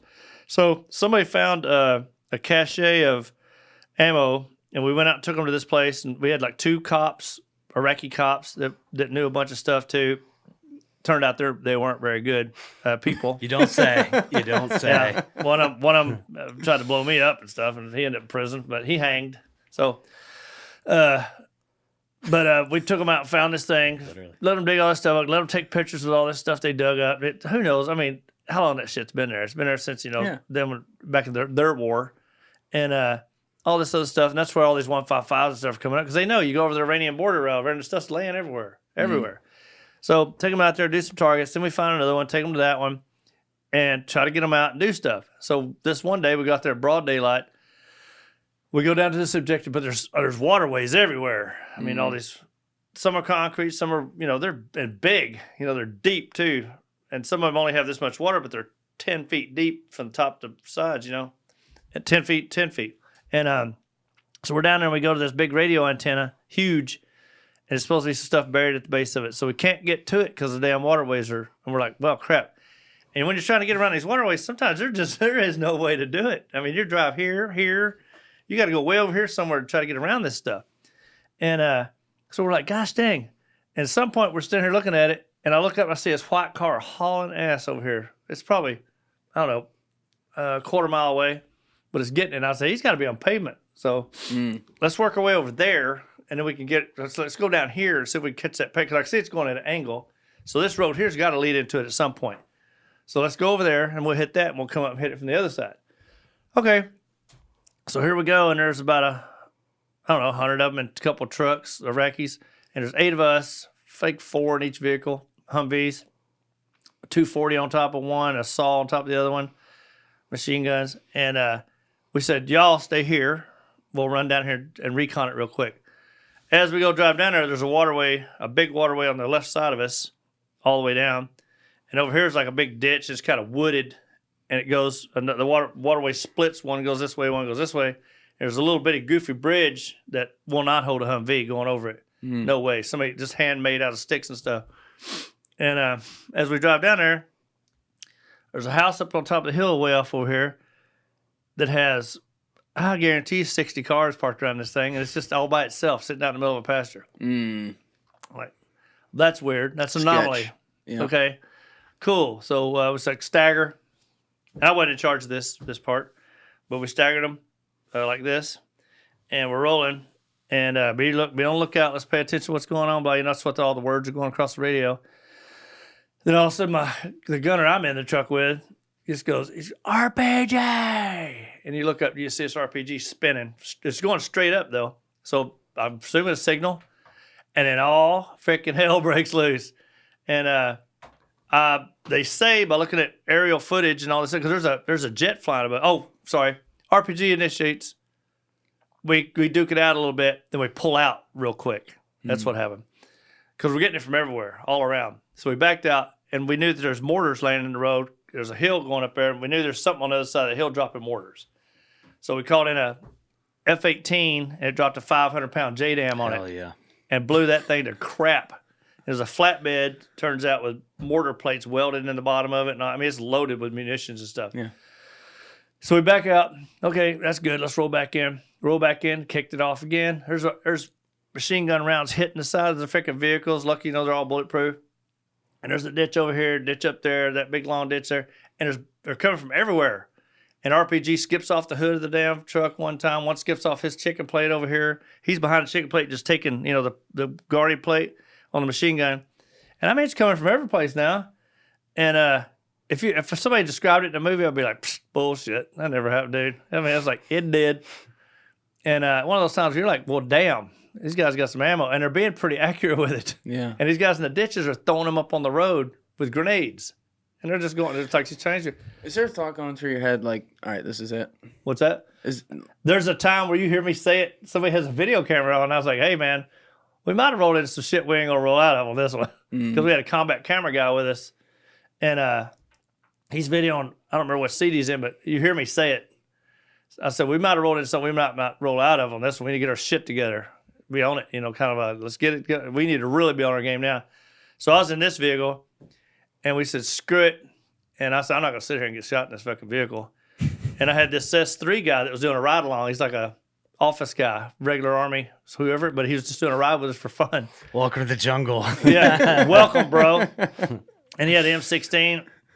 And I said, okay, when we get out, open that door, jump in that big-ass ditch right there. See something, shoot it. I'm going to run around the back. I'll jump in there with you. I'll shoot down the left side. You shoot down the right side. Let's just jump in the ditch. There's like a little berm. We jumped over. There was a guy standing right there, not right here, but he's got a mortar tube, and he's shooting them literally straight up, and they're coming back down. I was like, how did he even know how to do that? So this guy smokes his ass right off. I mean, burns him down. I'm like, all right, his game's on. Here we go. We take off, do a whole bunch of other shit, running down here. People getting shot. Shot one guy. He fell in the water. He's like got a grenade with a pin out of it, but it just kept holding it. He's just laying in the water. All this cool shit's going on. Cool shit. Go around the ditches. Everybody's shooting. Gunners up there doing what they do. We get out of the ditch, climb over, and go to this other ditch. We're standing there. That's one with the waterway behind me, elevated. And this by this time, a couple of National Guard guys who've helped train them, the Iraqis, are coming. And a few of the Iraqis had bled down here. The rest of them, here's the bad thing, they're up here hiding in a ditch. They dismounted and just jumped in a ditch and didn't want to come down there. They didn't want the smoke on this. No. And so we're sitting there looking at this thing, throwing frags in this ditch and stuff, fragmentation grenades. And how many guys did you say, I just want to make sure I followed it. How many guys did you say at the time you think are coming at you? 57. 57. Yeah, there's 57 dead bodies left. I know that the next morning, for sure. And so these National Guard guys are helping us. One of them's over there with my other part of the team. We got an L shape going, trying to hit this ditch right here because we're not sure where it's coming from. Oh, before this though, we get out. We think we kind of knocked it out. I was like, well, it's just a few dudes over here, but maybe the other guys took off. We're standing on top of the road. I walk over to that waterway, and I'm looking into the waterway, and there's that ditch behind me. And we're standing here like this. I look down, I see this big pile of links from a machine gun piled right here, and I can see the bipod spot on it.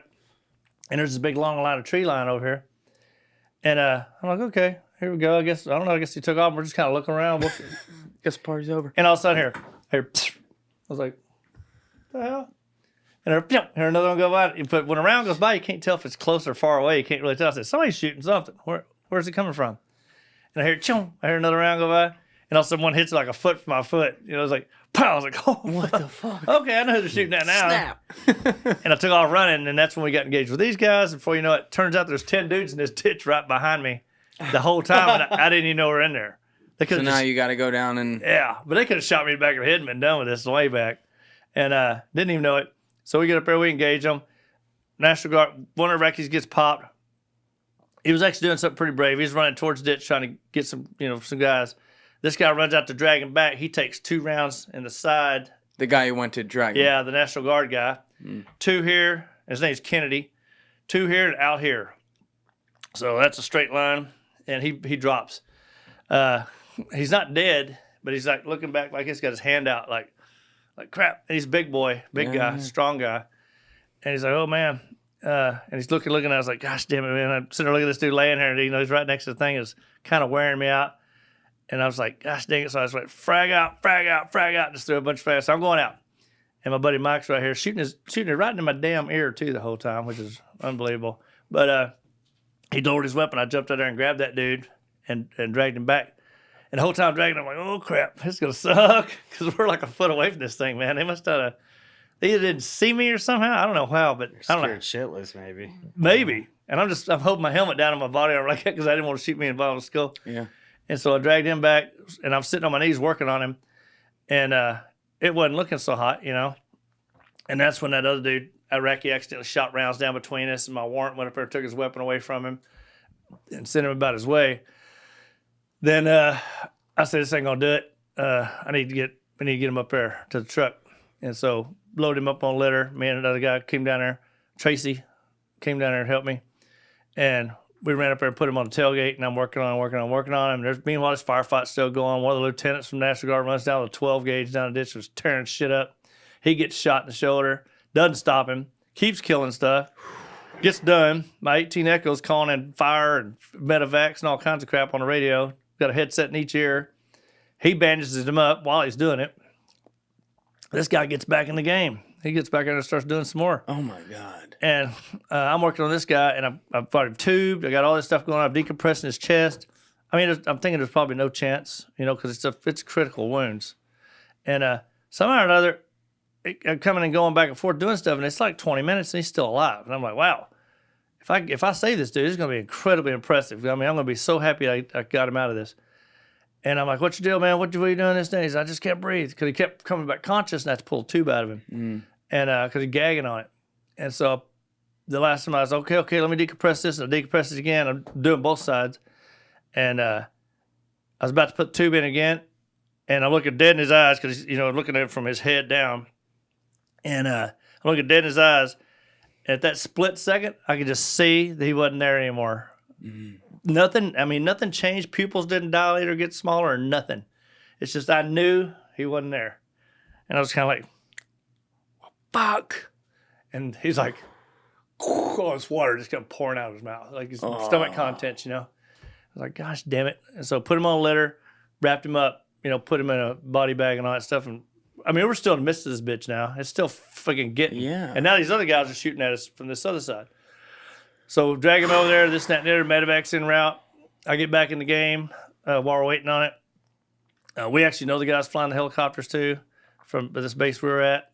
And we get back in there, start shooting some stuff, get up here on this ditch here. There's a lot of ammo being shot, so ammo's getting very low for a whole bunch of folks. How many of you are still in this fight at this point? All special forces are still in it. So how many? So right now, there's 8 special forces. There's probably about 6 Iraqis dead, maybe of our that came with us, and probably 10 injured at this point. And where's the rest, like the other 85? Hiding in a ditch. Still, they ain't come down there yet. They're not coming down. They're not coming down. How many of the bad guys are still standing at this point? 30? If I had to guess, I'd probably say, at least 35. Okay. Probably maybe 40. And because I hadn't really got to evaluate how many are dead. All you got is kind of they quit shooting and we got to get over and look at it at some point.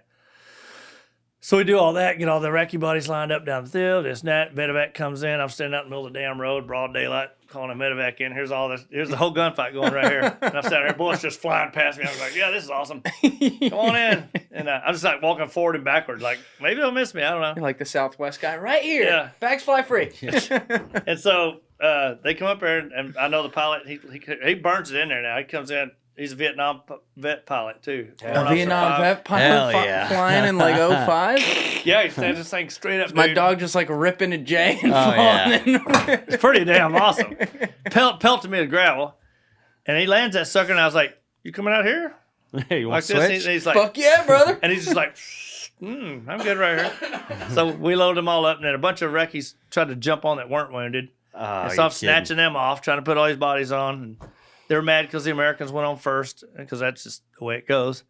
They're our aircraft and whatever, tough shit. I don't know what to tell you, bro. I'm not trying to be a dick about it, but it's just the way it is. And so it goes. Before it's all said and done, ammo gets low, and there's still a bunch of dudes down in these ditches.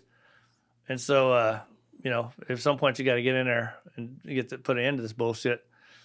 So, And that's hand to hand when you do that. yeah, that part right there is ugly. And so that got some stuff running down ditches, doing all kinds of filth, and put an end to it right there. Team effort. And team effort, by golly. Gotcha. Team effort, and put an end to it. And by that time, though, I had called in 6 medevacs. And it's like 2 a.m. Oh, when this happened, it's pitch black, Yeah. too. 2 in the morning when How it do ended. how do you engage guys in the pitch black dark? Close. Like you just what are you even aiming for? I have no concept of this. Obviously, I've never had to do that. Well, your but- night vision's so freaking kick ass at that point, you know. But Oh, so you have that fully on still? no, I don't have any nods on. But you're so used to the dark, you've been out there. So this whole your time. eyes adjust pretty well. Yeah. So, and it ended. Some of our guys finally got out there. Oh, that other group. I don't want to take away from them. The two of those National Guard guys died. Kennedy and Deal. They named National Guard armories after them in Tennessee, and doing brave stuff. And both critical. I mean, there's no way. I mean, one of us through the subclavian artery. No way to fix it on the spot anyway. And the other one, obviously through all critical organs. Well, God bless them. Yeah, I say prayers for them all the time, and called their wives and everything. And so these other National Guards, they end up walking. They parked their vehicles and negotiated all those ditches. And I was like, all right. And their lieutenant colonel was in front of them, leading them in there. Like, whew, wow. So he's like, go that way. There's bullets flying, dude. He's out there doing his thing. And so we got put into that. Our guys got in the Chinook, got out there to us, relieved us. So it's pitch black dark. At what point do you know they're all dead?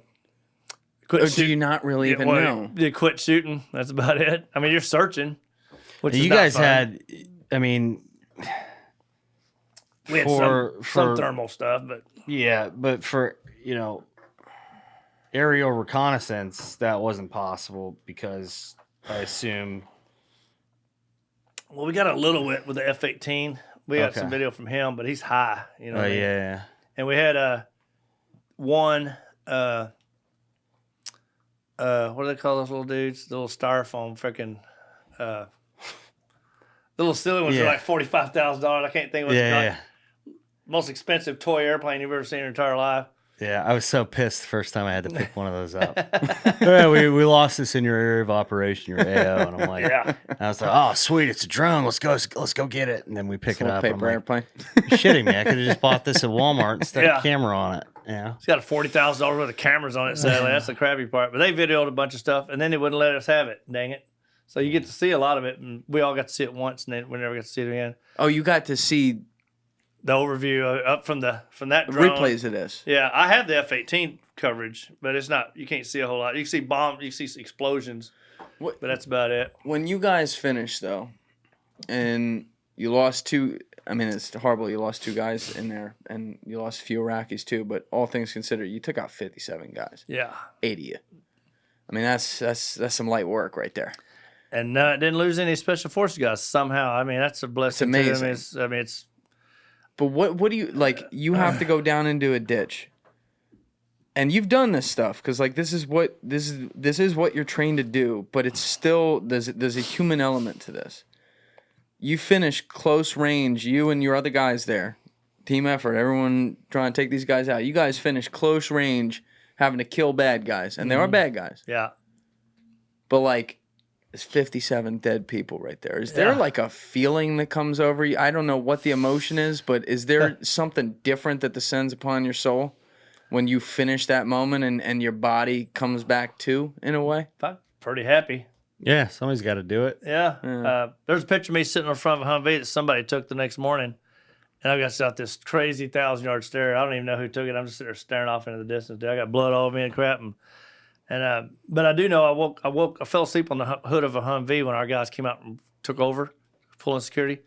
And I woke up in the morning. I was thinking about everything that happened. I threw up like 3 times. Because I was like, man, that was stupid. I was thinking about some of the stuff I was doing. I was like, man, that was dumb.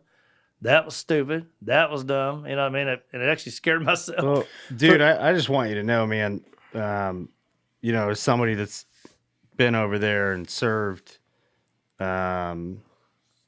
And you're one of my best friends. I got to tell you, man, I'm very grateful for you, and I hope you never feel any sense of guilt. Or I know there's a lot that you carry. Mm-hmm. I know it's not easy. I'm always here for you, bro. I appreciate that, man. Dude, what you and your boys have done for this country, and for the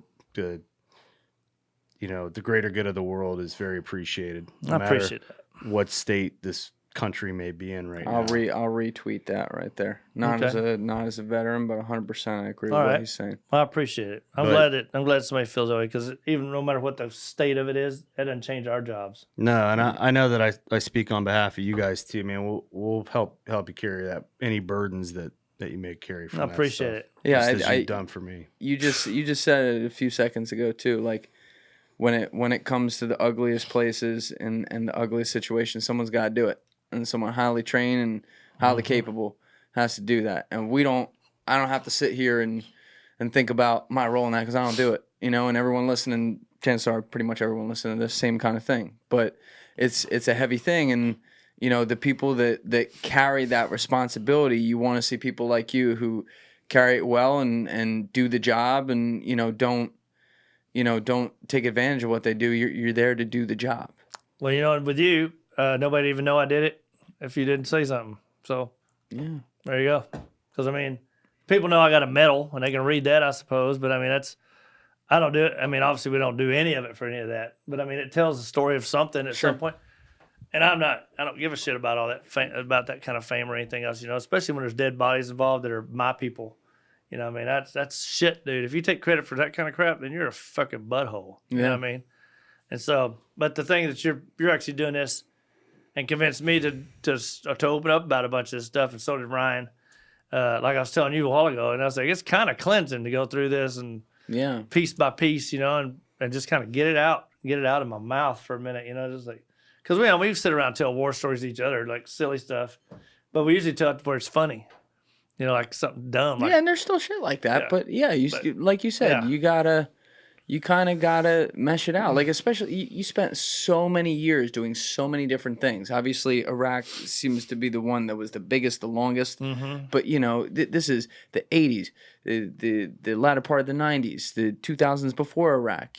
Like, you've been so many different places, and I think it's the best compliment I can get. By the way, when people say that, so I really appreciate you saying that. Like, I think it's important, not just for you to like mesh these things out with civilians like us and everything, but also for all the people listening to this.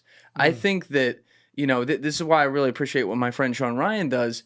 He's kind of got an oral history of the global war on terror from so many different people who had different roles in it. Yeah. And I've always enjoyed on this podcast over the last 4 years talking with the military guys and doing our own oral history of it as well, because I think people, and we all have different audiences. Sean's got his audience, I have mine.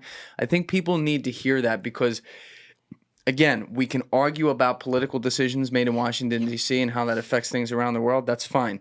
But I don't want to lose in it the stakes that we put people through and what people have to then not only see, but do and then deal with later. And we don't got to deal with that. We just sit there on Twitter and bitch about it, Well, I do like the fact that I think there's a very purposeful to just let the American public and whoever else that listens to it know what our military does. What I mean? Even if it's me sitting there talking about myself, which I hate to go into this kind of depth and talk about my own experiences and things. I like to. That's why I want to pull other people into it that are there for sure. Because I was there. I just saw it. Some of it. I didn't do crap. Maybe I don't know. I just heard there's 57 dead bodies that would disagree with that. But how many of our boys now from hearing you will be inspired to just open up and get out of that cage? Open up and maybe not find a place that's not where they need to be. Exactly. Because that's the part that terrifies me. Bro, I'm so proud of you, man, for just. I can't even imagine. Dude, I've done my own stuff, carry my own burdens, but I ain't gonna lie, I scared the shit out of me doing this. But I was even telling my wife, I was like, man, I can't believe I agreed to this crap. When it got down to like yesterday, I was just like, man, I'm terrified. You're doing great. Wow. You're doing amazing, and it's not, but that's great that like it's happening like this. We've been talking for 4.5, 5 hours now because, That's what I want to do. I don't want people to say things they don't want to say. I don't want people to tell stories they don't want to tell. I want people to be comfortable to share what they're going to share here. My job is not to be fucking the CBS or CNN or Fox or some shit. My job is to have a conversation with people, and just like I told you, it goes where they want it to, and what questions they want to answer are mine, they'll answer. But I think it's really helpful for you to put at least some of these experiences out there so that people can see it and understand what happened. Like, even me, like all the different guys I've talked to about Iraq, this was such a complicated multi-year campaign that happened with so many adjustments that I learned 12 new things every time I talk with someone different, because they're like, oh no, I was here. I'm like, well, where even is that? Like, you know, I haven't talked with guys who were in Erbil or anything. So it's very cool to get that, because, you know, again, we can have arguments over whether or not we should have been there or what the overall goal or motive was, but it did happen. Let's talk Shoulda, about woulda, coulda. Yeah. Let's talk about what went down, and let's see what we can learn from it too. Yeah, and plus this is a comfortable environment. You know, I mean, it's like you don't feel like you're being under pressure about doing anything. Less You're is pretty cool. casual. Yeah. He's already typing away, making things happen. You know. Yeah, He's drawing it's easy. devil ears on your face. Yeah, he's cutting it up. So I'm tweeting everything on here. It's like live tweeting, like, you are not going to believe this shit. This guy's out of his fucking mind. For real. Oh lordy. Do you ever deal with any, and you don't have to talk about this if you don't want to, but do you ever deal with any PTSD type things from the stuff you've done? Yeah, I get a pretty good bit of disability for that. I've been looked at for different times and here and there, but to verify that there is something. But I'm not sure if part of it is due to traumatic brain injuries or whatever else. I mean, maybe because You those deserve are what you definitely- get But and more. it's the people who died that bothers me. The people on my side that died. Those other ones, I don't give a crap about them. Yeah. Because I've never killed anybody accidentally. You know, like I didn't accidentally shoot a child or shoot a woman or something like that. I've never done that. So Yeah, that's heavy. I don't have that on my conscience, and I'm glad. I pray to God that's nice. You know, not to say there might not have been a bomb that did something. I don't know, because that's possible from every aspect of war. Sure. You know, but Sure. I'm sorry I got the cough for here. Man, my throat's Yeah, I'm shut. gonna Yeah, take take a sec. Hold on, we'll take a quick break for a sec. All right, we're back. We got your throat all good now. You were talking about, though, you didn't have regrets about, you never killed an innocent civilian by accident or something like that. No. So it was bad guys, but some of the guys you lost, that's what you struggle with. Yeah, when I was retiring, the psychologist talked to me, and you know, she's like, "What's your thing? Do you have bad dreams and all that stuff?" And I was like, "Yeah, I have bad dreams, but who don't?" And weirdly enough, my bad ones are rarely have anything to do with combat whatsoever. They might have something to do. I did have a string of them one time about a serial killer, and it was a dentist. Believe it or not, don't ask me why. It's the most unusual thing I've ever heard in my life. And I was It's not unusual if you ask me. I mean, there's a lot of things that. Killer dentist, baby. it was freaky, man. And I actually talked to this psychologist in Iraq that we knew that was around close to our unit. And I went over just telling him, I was like, I just want to know what's going on. And he's like, because I was talking to him over lunch or something. He's like, man, you need to tell me more about these. These are crazy ass dreams. And it all stems back to it's about mutilation, stuff like that. And by the time it's all said and done, well, in the dream, whoever's about to get killed in the dream has black flies flying around their head the whole time they're walking around. The dentist looks like a surfer, blonde-headed dude, young guy. And I can't involve myself in it, but he knows I'm there. And the first thing I ever see is he somehow gets me to go in this room, gets me to search this stuff, and I follow this lady with black flies flying around my face. I go in this room, and those curtains remind me of it. And you go in this room, and I pull the curtains back, and there's 9 faces nailed to the wall with, like, nails. Then there's a perfect rectangle cut out of the eyes like this, like perfect like this. And that might be the special ops thing where you photo and you need to take that piece out. And I mean, there's all kinds of reasons these people come up with stuff. Then there's an old lady. He nails her to the wall. With, you know, it's foul. And then at some point, he's got this girl in a dental chair, and he's got this thing. He's got her knocked out. You know, she's about halfway in and out and this and that. And he's about to cut that rectangle in there. And he just turns around, looks at me, and gives me a big grin, like, "What's up?" And then I woke up, and once I told this guy, I hate to spread all that with everybody. It's foul, and it always smells terrible. And I could even smell it, and its color too. And once I told this dude about it, he went back for like 2 days and looked at it in Iraq. He killed it, and he goes, I got it. And he explained all this stuff to me. He goes, it's called this. I never had another one. They went away. Shit. Wow. Yeah, completely diagnosed it, and they went away. So totally impressed. But he said, write them down. When you wake up in the middle of the night, as soon as you wake up, write it down real quick and bullet. My therapist tells me this like every week. Well, I end up doing like 15 of those, and this is actually hilarious. But I gave it to him. He's like, "Shit, that thing's scary." And You're fucked up, bro. Freaked out. well, years go by, and my oldest son is digging through something in the barn or whatever. No garage at the time. I was in Colorado. And he's looking for something, and I don't remember what. And he comes across this folder with all those letters in it. Oh, no. And he comes walking in the house, this freaking pale. Dad? What the hell is And this? he's like 14 maybe. He comes in and goes, what is this shit here? And I was like, what is that? And he's like, this is terrifying.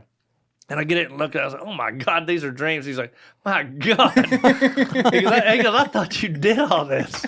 And I was like, I'd be in prison if I did all that. That's terrible. It scared the crap out of his It's like, ass. Dad, boy. he's calling up the FBI. My father's a serial killer? Yeah. Dude, you should sell this as a script, maybe. No kidding. Like, Yeah. anonymously, they're I'll tell Dream's you got what, some good stories, man. Makes money. It was terrifying, but those stories are scary. And I still have them at home stashed away. But so my youngest daughter, didn't find them because I don't know, she might think it's kind of funny because she's a little badass. she's a beast. Women love true crime, so I'm sure they're That's about true. the blood and guts. That is true. My wife loves true crime. She loves 2020. What is that? Dude, my Why? wife, that's all she wants to watch. Our Hulu account is just suggested for you, and it's always true crime. I'm like, dude, what the hell? Where's the hockey? What I want to know is why I watch it for an hour, because I get interested at some point because I can't help it. It's like a train wreck. You just can't walk off.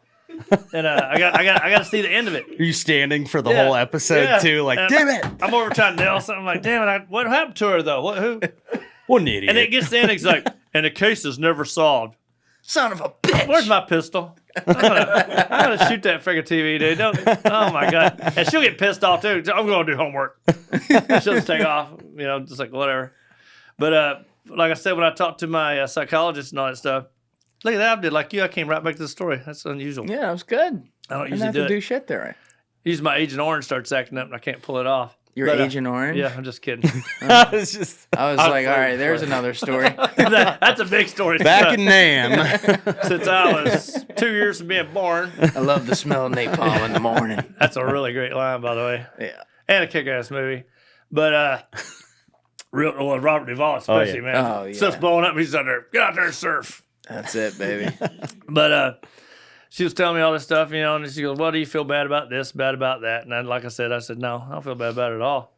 She goes, well, you should feel a little bit bad about some of that stuff. And I was like, but I don't at all, as a matter of fact. And then I told her I was at the World Trade Center and all this other stuff. And, She didn't know that. now she didn't know that yet. And so once I told her all these things, she goes, I get it. Is this a daughter who was sent back with the aunt? No, Different one. no, definitely. Yeah, this one's only 13. This is my youngest daughter. And she's the beast. She's the one that's, She's 13. The now. beast. yeah, Jeez. she's 13 and Great shot. Great wicked, shot. wicked shot. You hand her any gun, man, she'll make you feel bad about yourself. I'm not kidding you. If you go I into gotta his see house that. Yeah. unwelcomed, it's her that's going to get you. Yeah, not she'll him. get you. 357 Magnum's waiting for you. Oh, baby. And she can drive stick shift. Yeah, she drives Wow. stick.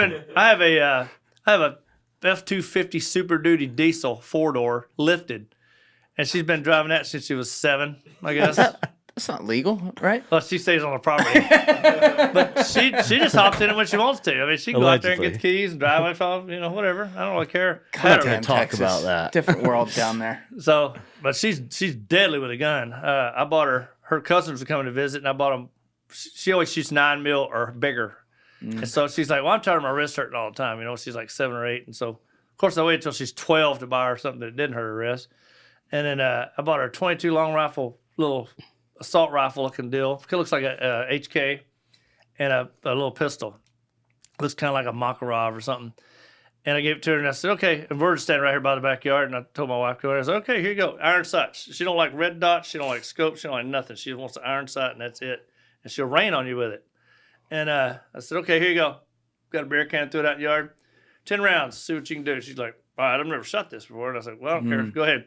Clang, clang, clang, clang, clang. Just starts walking and just walks across the yard. Didn't miss once.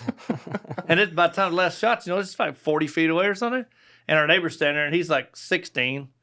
And he's like, oh, shoot. That's terrifying. I was like, because he can't shoot. Does she want to go in the military? Yep. She does? Mm-hmm. Yeah. But she also, I think she wants to be a vet. Do you want her to go in the military? Or are you against it?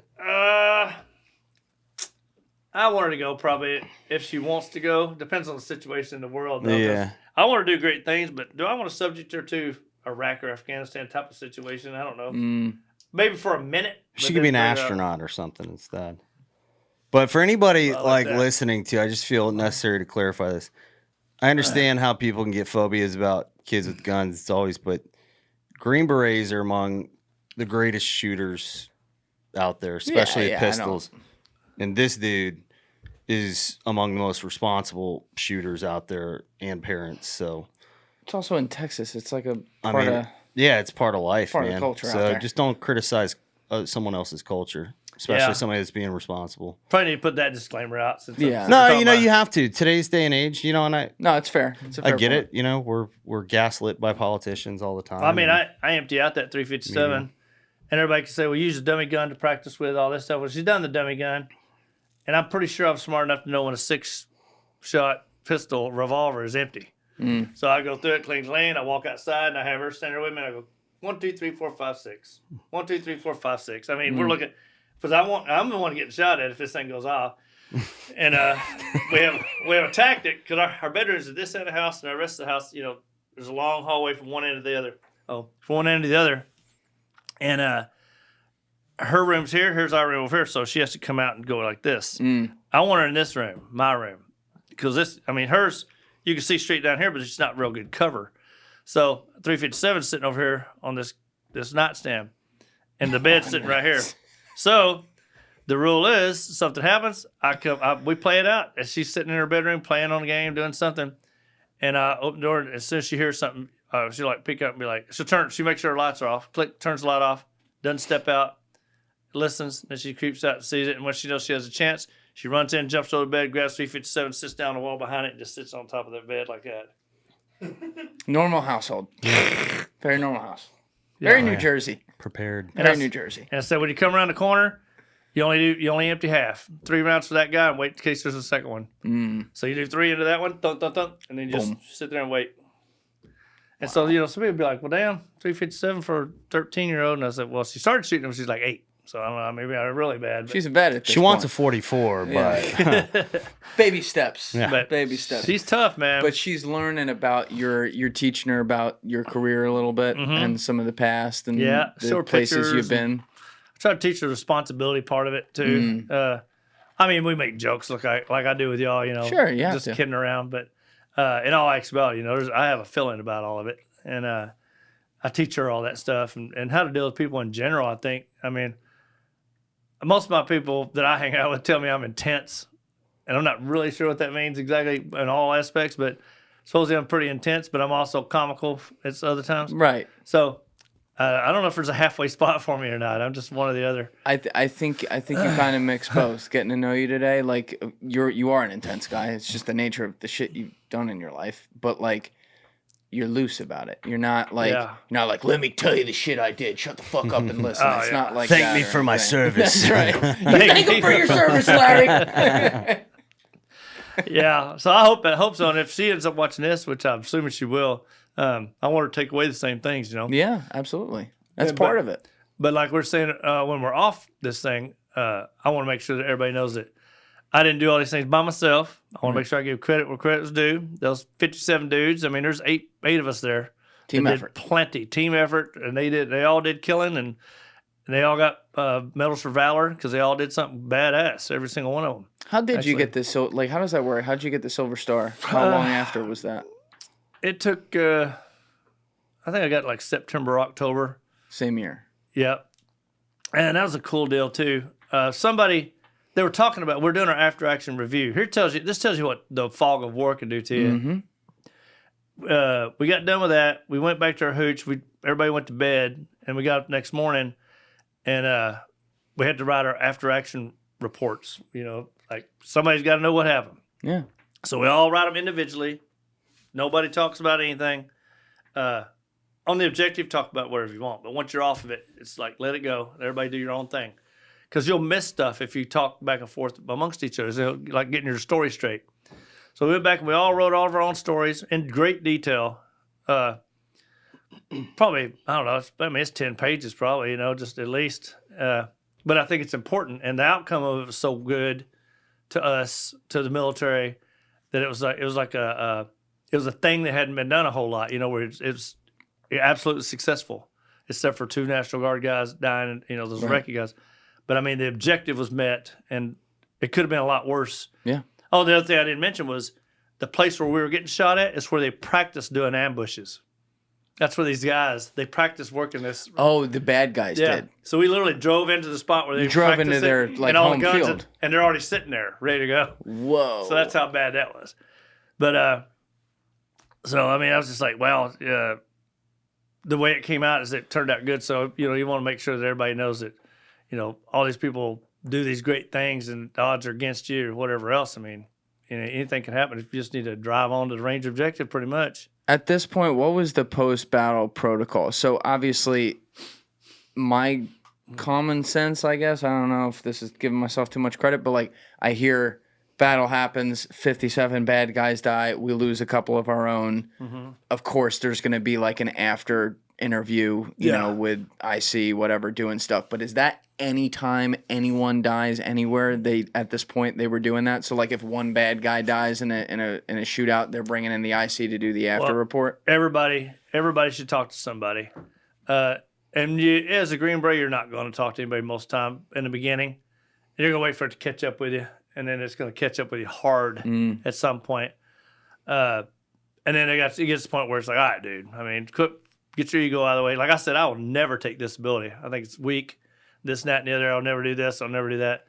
And all of a sudden you do this crap for a long time, and all of a sudden you're like, I don't know. Seems like it's not that bad of an idea after all because my body's been through some hell, you know what I mean? So maybe it is kind of worth it. But, what I was going to say about that after action report is we all read each other's report, and I didn't recognize a third of the shit they're talking about. I mean, there's stuff happening in there I never even knew happened. I mean, yeah, I mean, you're in the middle. You were medevacing a guy. You know, you're going back and forth from the battlefield. Like, there's a million things happening. There's a guy got on a podcast. It's called "Someone You Should Know." Somewhere, I don't know where it's at. I can't find it, but it's written somewhere. I think it's in Boston or something. But one of the guys is from Boston. He gets on there and he sends me a thing. He goes, "Hey, listen to this podcast," and I listened to it and I was like, "Okay." And he's telling about the firefight, and I'm like, "Wow." And he goes, "Yeah, at this one point, you know, we're doing this, that, and the other, and Danny Hall picked up 2 grenades in a row and threw them back." And I was like, "What?" I believe that. I was like, "Are you shitting me, dude? That don't sound like me." So you don't even remember. If you did, you don't even remember. I don't remember it. And I believe him. But I called him up and I was like, "Dude, this whole thing about me picking up grenades and throwing them back and shit. Now, what's that all about?" Because remember, we're in this hole and they just come bouncing up and you grabbed it, threw it, and then another one. No. I was like, "I do not," and I don't remember the hole either. What hole are we talking about? Oh, Doyle rules and throw back. Yeah. And grenade doesn't even go off. It's just the impact of me throwing it back kills them. You know what I mean? Wow. But I mean, the thing is, the fog of war of so many things happening, adrenaline just rocking, boy. Because I mean, you're up there now, and when you were off that thing, because that firefight lasted 11 hours straight, nonstop. Oh, it was wait, it was that long? Yeah, it was 11 hours constant. 11 hours. Yeah, and I forget how many rounds of ammunition and munitions and Can you imagine doing this bombs podcast twice over, but we're getting shot at the whole time? and shooting. Holy shit! Imagine that. And so, it's astonishing to me. I mean, the whole thing just blows my mind. And like I said, if somebody put half that crap in a movie, I'd call them out and be like, "No, that's not true, dude." Especially the initial engagement when we rolled back into it, I was like, "There's no way," because it all happened exactly the same time with all these different facets of things happening. Yeah. But it turns out that's what they did, you know, because we're like, how did they do that so effectively? Because they're not usually good at this kind of thing. We're like that good. And man, then all of a sudden, intel later on, it's like, that's where they train, dude. That's their place. That house up there is their gathering area to plan to do this. Because when the firefight was over, a bunch of those cars are gone. And a bunch of them got off the battlefield, but we found them. We didn't find them. Our contacts found them in aid stations and hospitals and stuff, wounded. Because there's more than 57. 57 were dead. A bunch of them ran over that. Because you get over that hill, you're out of our line of fire. Wait, this Danny Hall motherfucker's crazy. We're out of here.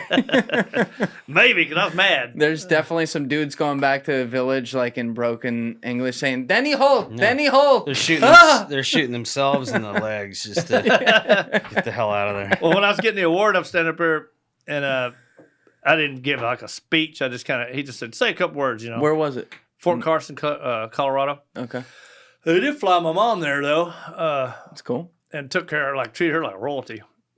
And let her actually pin it on. Oh, and, that's awesome. Which is awesome. That's really cool. And framed it and all this other stuff, And he's like, what's funny is Colonel Tovo, who is an awesome dude. He gets up there and he goes, all right. He goes, Danny Hall is like the worst garrison soldier I've ever had. Back on base. He's like, he's the worst. And he won't cut his hair, won't shave right, won't wear his uniform half the time, won't do this, won't do that, and he don't like taking orders. And everybody's just looking at him like, why the fuck's he here? Wait, isn't this like a celebratory speech? Yeah. And he's like, so here's what I decided to do. I'd rather ride a stallion up a hill than beat a mule's ass up it. So I just gave up. Stallion up it. Oh, I gotcha. All right, that took a minute. So he goes, here's what I decided to do. We deploy. I put him in this box. We get in the country. I just break the glass, let his ass out. 9 months later, I put him back in the box. We bring him back. And I was like, that may be accurate. I don't know. Possibly. You're like, thank you? Thanks. I guess. Okay. And the whole time I've been lying to my mom. My mom knew that I was doing stuff, but I never would tell her exactly. And you read that narrative. It's pretty descriptive, I'll pin that in the description so people can read it. That. Well, I told him don't read it all out loud with my mom. Everyone's Googling it. So they got up there and started reading it. I looked around, my mom's crying. I was like, God. And she comes up there, oh, okay. I knew you were doing it the whole time. Yeah. And I was like, well, shit. I mean, it's war. Yeah. This is the kind of, unfortunately, this is the kind of shit that happens. Awesome, though. It was cool. It's awesome shit to get. It's not what you do, it's what you get to do. It's war. It's fun. All the way up to 07. That's funny anymore. 07 was Fallujah, right?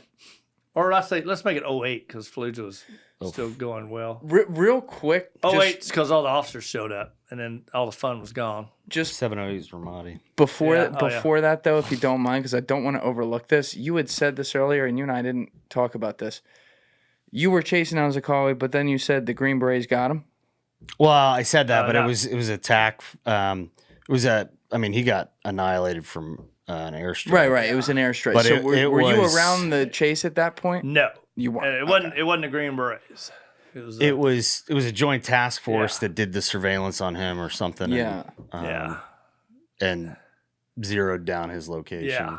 And it was... Who the hell will even know? I mean, he's got a better shot. Well, I guess that Nana Bakos lady at the CIA was like running the investigation, but then there's people who are actually doing it. She wasn't doing it on the And it was a ground. house, and it was a bunch of people in there. Yeah. So, and they're all bad. And he was still alive when they got to him, and he died in the arms of whoever was on the ground there to recover it. Supposedly. I don't know. I've heard different stories. I don't know. I think when you get nailed by an F-16, you're... Yeah.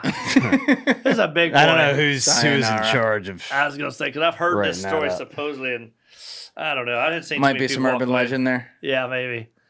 It's a very cool ending to a movie, I guess. Yeah, that's pretty ridiculous. All right, so 07, 08, like you were saying. Where were you going with that? Because 07 and 8 is, especially 7, the end of 07. I think that's when my last trip, I was coming out of Bosrah at the very end of 07 because I ended up going to Yuma, Arizona as a free fall instructor in February 08. So yeah, it was end of 07. Because then it got to the point where every time you'd shoot somebody or do something, you had to do a 15-6 investigation on your butt. And then what's a 15-6? It's where to see if you should have shot him or not. And it's every person. So it kind of kills the will to shoot somebody. If you don't have to shoot them, you try to figure out a way, which it makes it very dangerous. Yeah. Because if you're threatened, your life's threatened, you should be able to shoot them. And if you can't, you're scared of getting thrown in prison. There's a bunch of people in prison right this minute that shouldn't be. Yeah. From those investigations. And who Oh, gets yeah. to dictate how somebody feels with their life? I mean, there's blatant, Precisely. ignorance and just This is what I mean. Washington D.C. in their posh little offices makes a mistake. Says we have to go to war for God and Halliburton, and then they get in. And then they get in there. Their guys go in there and do the job, and then because it starts to go south on their ass on Tuesdays and Novembers back in America, they suddenly say, "Okay, we gotta appease the population who's upset about this fucking war, and we gotta show them that we're not these nasty Americans out there doing something. So let's tell our boys that here's how we're gonna do war. There's no such thing as fog of war anymore. You have to make a better decision than everyone else in a split second. And by the way, when we determine after the fact, when we weren't even there, maybe don't have any camera evidence of anything, we're gonna tell you whether you were right or wrong and throw you in jail." If we just decide like, oh, well, what's the statistics? Have we said 90% of these are okay? That's too many. We need it down to 85. You know what? Fuck that guy. He's going to jail. That's what it comes down to. Imagine going to war as not even a Danny Hall, but a young infantryman, very young infantryman, not an SF guy, right? You're going into a Fallujah or Ramadi, especially like 07. We'll say 06, 07, 08. And you're under fire, automatically your senses are so heightened. Oh, yeah. You are ready to go. Everything is a threat. And then out of nowhere, you see a car that is coming at you, you're flicking lights, whatever. You're told, oh, there's no more warning shots. There's no more firing at the grill to disable the vehicle. You will shoot flares instead. Right? Well, guess what? Your life feels threatened. You automatically go to that gun, disable that vehicle. A ricochet happens, hits the bottom of that windshield, deflects up in the guy's head, and he's dead. Or you use a flare, the guy doesn't stop and blows up your whole freaking convoy. I'd rather go with the previous. It happens. You already ruined my life because I'm going to have to spend my own money, which I do every day or every week, to do out of network TRICARE. To pay for my own freaking therapy. I've done it for years, spent thousands of dollars a year. Imagine that. So you're going to fuck these kids over already by sending them to war. And then if they fuck up because their life feels threatened, you're going to dictate if their life was threatened enough to take a life. Yeah. That's crazy. And if you deem that it was not threatened enough, you're going to destroy their life even further. It's disgusting. It does make me...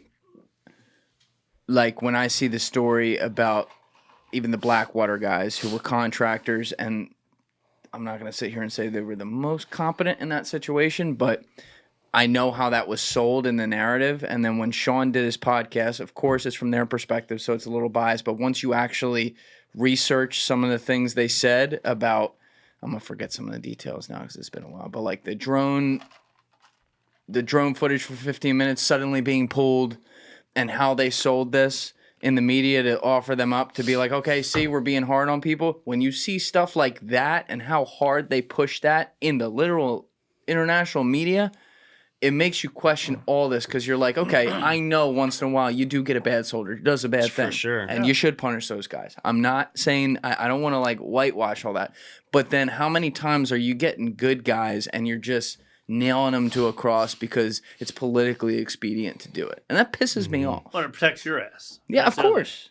Like, I told him not to do that right then. Did you tell him? I can't prove you did or didn't. Can you believe that though? They were gonna they tried to fry some of my gunners for shooting warning shots. Yeah. With a 240 up top, even a saw. Wow. Oh, shoot flares first. Hold on a second. We're on a bumpy ass road. You want me to pull the cap off? You know what ended up happening once with a flare? They went to pull the primer off and stick it on to hit it, and it fell into the fucking truck. Oh. And lit a kid on one of my best guys on fire. Oh. Like, it's just crazy. I've been lit up in a Humvee riding down the road at night with headlights off. Dude, war is not a rose garden. No, it's Again, not. I'll use my Burger King quote, man. You can't just have it your way. Like, Nope. It's it perspective sucks. too.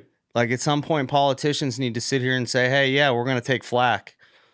And that's part of the. That's But part they of won't. it. No, because they that's never will. They don't really have power. They're all bought off. No, and none of them have spines they either. They sit in their office and pretend they have power and get excited about the pretend power they have. But they Danny know loves this stuff. it's just a constant. It's a constant battle to the next election. I mean, I could sit here and start lecturing people about fucking term limits, but most people already agree. You know, it's like. It really annoys me when it gets to like people who are like sacrificing their life for the country and stuff like that. That particularly pisses me off. Well, I've heard the thing about they're like everybody's bitching, whining about things, and this and that, and they're like, well, Trump's not a veteran. Well, okay, hold on. I mean, Neither was Biden, neither was Obama. yeah, I was Yeah, like, they're this not. is They're them. none of them But are. who's not a veteran? That's the closest to being one. Yeah. Trump. I mean, He 'cause does, he's just, you got to give he him loves that. the Dude military. loves the military. He does love them. I mean, we had give him some of the that. best military stuff we've ever had when he was in office. He My blew only- mad money on us. My only thing was people are like, well, he dodged the draft. My whole thing is just call it equally on both sides. Yes, I'm with So you. did Biden, for God's sakes. Uh-huh. All right? I don't care who you vote for, but just Call it even. call it even. all I'm right? with you 100%. I'm so sick of that shit. Well, number two, Trump was a young, rich guy during that time, too. The young, rich business. guys did stuff. Yeah, you know? they- yeah, I mean, his they- daddy was rich, and that's it. Young, rich guys is like, am I going to go get shot at Vietnam, or I want to stay here and be a millionaire and do what I do? Muhammad Ali he dodged it too. Yeah. Like, what's. That's how he became Muhammad Ali. That's the thing. That's his tale as old as time, it's- too. Yeah, we just pick and choose what we. But, anyways, that's Yeah. a whole other rabbit hole. Well, Listen, I don't we like- got off on this Yeah. tangent though from 07, 08 because probably you my were fault. saying Oh, no, yeah. you're good. It was the last tour you did. Yep, that's my last combat tour in the military. And the reason I say it sucks too is like those 15-6 investigations and this and that. I mean, it's just. I mean, a bunch of guys going to jail for silly crap, dude. Yep. And like for instance, I know of a story we taught in with me and Lynn taught that. Remember that guy shows that guy laying down. I don't know if you remember You're it. talking about Lynn Westover. Yeah. Who's on That the behavioral board. thing we teach. Yep. And it's talking about how all these dudes almost got burnt down because all these guys, these insurgents, got smoked by these Marines. And they couldn't find the fucking guns because at some point in there, somebody ran through there and grabbed all the guns, and that's where the other guys were getting their guns. And they ended up shooting all of them, but not all of them had guns. They wanted to burn them to the ground. And luckily, somebody had some type of footage or something. I forget what it was, but something saved them. But you know how many people have ever shot somebody and couldn't find a gun? And I guarantee if it's a sniper especially, the guy had a gun. Snipers just don't shoot unarmed people. I don't give a crap because they're not just dirt bags, you know what I mean? Right. So that, and everybody wants a combat action badge of some form. Combat infantry badge, cab, whatever. We call them combat action ribbons. Oh, combat action ribbon too. Cars. And so then once that happens, 07-ish, anybody's hopping in vehicles of special ops guys or guys who do big convoys, and they want to get close to some bullets flying at somebody. They don't want to get shot at. They want the bullets to like land somewhere near them. I think there's actually a measurement. Right. You have to be within 35 feet of the impact of the bullet or some crazy crap like that. Should have to be within inches as Yeah. far as. How about like slice, Needs to be right Yeah. there. like slices hair off of you, like arm hair. Yeah. So they started jumping in vehicles, everybody, and that way you could come back and verify it, and they could get their combat action badge and ribbon, and I mean it's just all kinds of- Zero respect for guys like that. Yeah, it's just ridiculous. We refused it 90% of the time. There's a few that did a pretty good job that rode with us, but we knew who they were. I think I told y'all that. Even at your level though, too. Yeah, and we had a female captain that worked in S4. Her and her husband, which is like supply, and she's Puerto Rican, and she was pretty good to go. She seemed like she was pretty big into it. And her husband's a pretty cool dude, and worked in the same unit with us, 10th group. And we were over here. We grabbed all these people and we had them in a building. There's a whole bunch of women in there, and we don't like to search women because like I said, it just stirs up trouble. Right. There's no point in searching Iraqi women when you just get a female to come do it.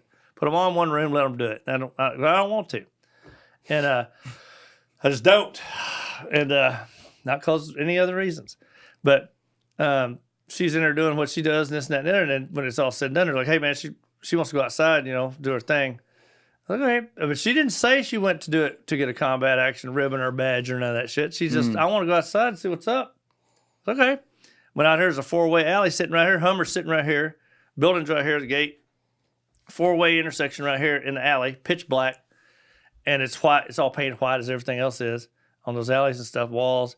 And as we're leaning out here, I'm just like, okay, dude, just all of a sudden, crap, like 2 rounds hit right on this concrete right in front of her.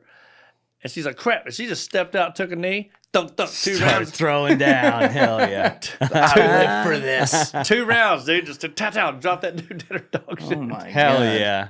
What a badass. I was like, all right. why wasn't that in the You can news? stay. I was like, you can stay, get the truck. Get in the truck. Get an armored vehicle. All right. Game's over. Where'd you drop in when you came back in 07, 08 initially? Drop in 708, Yeah. Yuma, Arizona. You talking about No. When you went back to Iraq? Bosrah was 7, and then I got out. I got back right before the end of 07, and then I was back till February, and then I went to Yuma, Arizona to do my school. All of us got to do school instructor time, and so I chose military free fall school. So you weren't in Fallujah? 08, no. Okay. But what was Bosrah like at that point? Bosrah was the cowboy days now. Can we pull that up on a map, Alessi, Bosrah, Iraq? It was wild now. And we stayed on a British base, and you could see the town. There's like a half a mile right over there, and the road's parallel to the town, so they're always catching us coming in the base and coming off the base. We had like a little bit camp called Camp Harper on this British base, and the SAS guys lived with us. And it was gnarly because before we showed up there, the Brits were patrolling through there and doing all the stuff that they do. Oh, it's right by Kuwait. Yeah. And but they weren't pissing anybody off. They're just riding through town, like show of force. Then we show up. We don't do ride through town show of force stuff. We come to catch people. Well, that didn't go over great. After hitting about 2 or 3 targets, then we got mortared every single night. Oof. And they blew up our porta crappers. We've had them shake the fluorescent light bulbs out of our little trailer houses we had, and all kinds of stuff. I mean, they're shooting all kinds of stuff at us. At this point, though, is the vibe pretty much everywhere you go off your base, any civilian territory? It's just, it's assumed to be hostile. In Bosrah, Yeah. the second you're outside the gate. Yeah. That's where I told you that EFP took the back of that warrior off the back of that warrior armored vehicle. It was at the gate of Bosrah. And we're talking, that's right there, 10 feet away from going in the base. How long were you there? 9 months. That's a pretty long 9 rotation. months, 152 missions. All direct action. And that's also where we caught the top 4 off the top 10 list, but we caught the top 8 off the top 15. What happened there? The Brits, there's 3 of us went ahead, like advanced party, me and 2 other dudes. And our commander was there and us 3, and we're organized what we need to do. Well, the SAS guys came over. They're like, hey, man, we're going on a mission. You guys want to go with us? Hell yeah. Yeah, we got all our crap. Let's go. So we went down there. In the woods. And here we are. We're shuffling down. They got all armored vehicles and stuff because their army comes with them. I mean, they roll deep. They bring all armored everything. And we jump out, run down the road. There's like this building. They're tracking it with a Wade. I can't really talk about on here, but they got their ways of doing shit the same as everybody does certain stuff. And it's down to 2 buildings. I personally would have picked the other building surely because it's like 4 times bigger. And it just looked like somebody that has a lot of money would live in. But the guy was positive it was this one. Big steel gates everywhere, They put like 4 blocks of C4 in this thing now. Ooh, that'll do. And it blows the hell out of it. Well, they said it. And they told us, they said, everybody stay back here. We're going to send this guy up to initiate it. And then he comes back on a timer, I don't know if it's time fuse or what. And it goes boom now. Enter the house. We're in the back. We're not primary breachers or anything with these guys. This is their gig. They go through, search the whole place. They're throwing 6 and 9 bangers everywhere, and it's loud as hell. And you're like, sound like a gunfight going on in there. Turns out it was not it. Apologized to the guy. Told him we paid for his door because they blew the gate and then blew the door. So then we go over to the next house, do the same thing to that house. I mean, it's literally separated by this one wall. Blow that big ass gate. Breach that door with like a triple wrap of charge and deck cord. And there's 8 dudes asleep on the floor. Oh. After all this. Just High as still hell. knocked out. And everybody breaches like, So Where they got like needles in their fucking hands? nope, they're just not wanting to get up. And so my boy's, I can't say his name, but it's the SES guy. He's standing in the doorway. Here they are standing like, he's like, Tell who? he's like, They come were here, come smoking here. dope. For He's like, sure. he's like, come here, look at this, would you? And we come walking up there, like, what in the hell? Hey, huh? What? What's going on? What's happening? And you look over the shelves. There's all these computers, laptops, and bags of money, and they're all $100 bills and guns, mostly Glocks, which are probably ours to start with that we gave to the Iraqi forces. And they stole them from them probably. And we have a picture of a dude that we're looking for. So they gave it to us. I got mine in my thing right here, so I pulled it out and I was like, okay, go up against the wall, put the flashlights on. Going ding, ding, ding, ding, ding, ding, ding, 7. I was like, none. Well, shit. That's not great. What do you mean none? None of them matched it. He wasn't in this picture. And this guy had built a bomb, or I don't remember if it was bomb or EFP. I mean, some kind of explosive device, and it blew the legs off the gunner in the Warrior, the armored vehicle. And they're pissed about it. I mean, the Brits are like, that's it, dude. We've been nice to you. And now you did this. Now we're going to come burn you down. And so really funny stuff I'll tell you about that later. But that the Brits did, because they're just fun to work with. SAS guys especially. And so all I of a gotta sudden, have one of those guys in. I keep hearing about that. it's fun. And so my boy's in the back he goes, Dan, you come back here, bro. Just come back here with that. Come back here with that damn picture. And there's papers and shit laying everywhere. There's all these passports with no pictures in them, but the passport photos are laying all over the place. And there's passports because my boy's knocking that shit out, and this guy's hidden in the closet. Pulls them out. I said, okay, put a light on him. Oh, look here, we got us a winner. Ching. Load them up. Everybody goes. And then the other 7 were still winners. It just wasn't that guy. Yeah, they were all associated well enough. And but I only had one photo. And turns out one of those guys in there was his brother, and another one was like his cousin, and another was his cousin. Then the other 3 or whatever it was were associated in other stuff. Were they Al Qaeda? No, they were just bad guys, and they were supported by Iran, though. Supported by Iran. Yeah, they were supported. They were being funded by Iran. Later on, we found out. God, Iran's everywhere. They're everywhere. And we're close to Iran in a lot of these places. Once we run out and start doing stuff, I mean, not as close as, Bosrah's not as close as we were when we were like up north at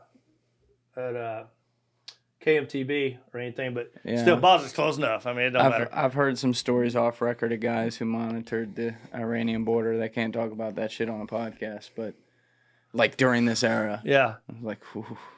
We took them in, and everybody liked to crap their pants, and the Brits are just ecstatic. And we started going through all the photos, like, dude, this is like 8 of the top 15 most wanted dudes in the entire freaking area. Hit the jackpot. Like, everywhere. Top 3 off the 10 list at least. And so I said, 1, 2, 3, hanging. Okay, next. I'm not sure about the rest of y'all, but you 3 are going down. Not up to me. I'll give you the Iraqi government. That's the judge. Your judge to decide that, and he did. And that was the end of that. I don't know what happened to the rest of them, but as we're driving back, we're riding in them. They have this vehicle. It's called a Snatch, and it's a Range Rover with like fiberglass-ish, something bulletproof. No, I say bulletproof. I don't even know if it's off of 7.62. But we're riding in this thing, and all these are regular Army guys that are riding in the vehicle. And Dave, this guy sitting across from me, he speaks normal British, so I can actually understand him. But I'm not kidding. I'm not even trying to make fun of them or nothing, but these guys are country boys over here. Speaking Cockney and shit. Yeah. And he said these guys are from the countryside, and they're out there. They're lower class.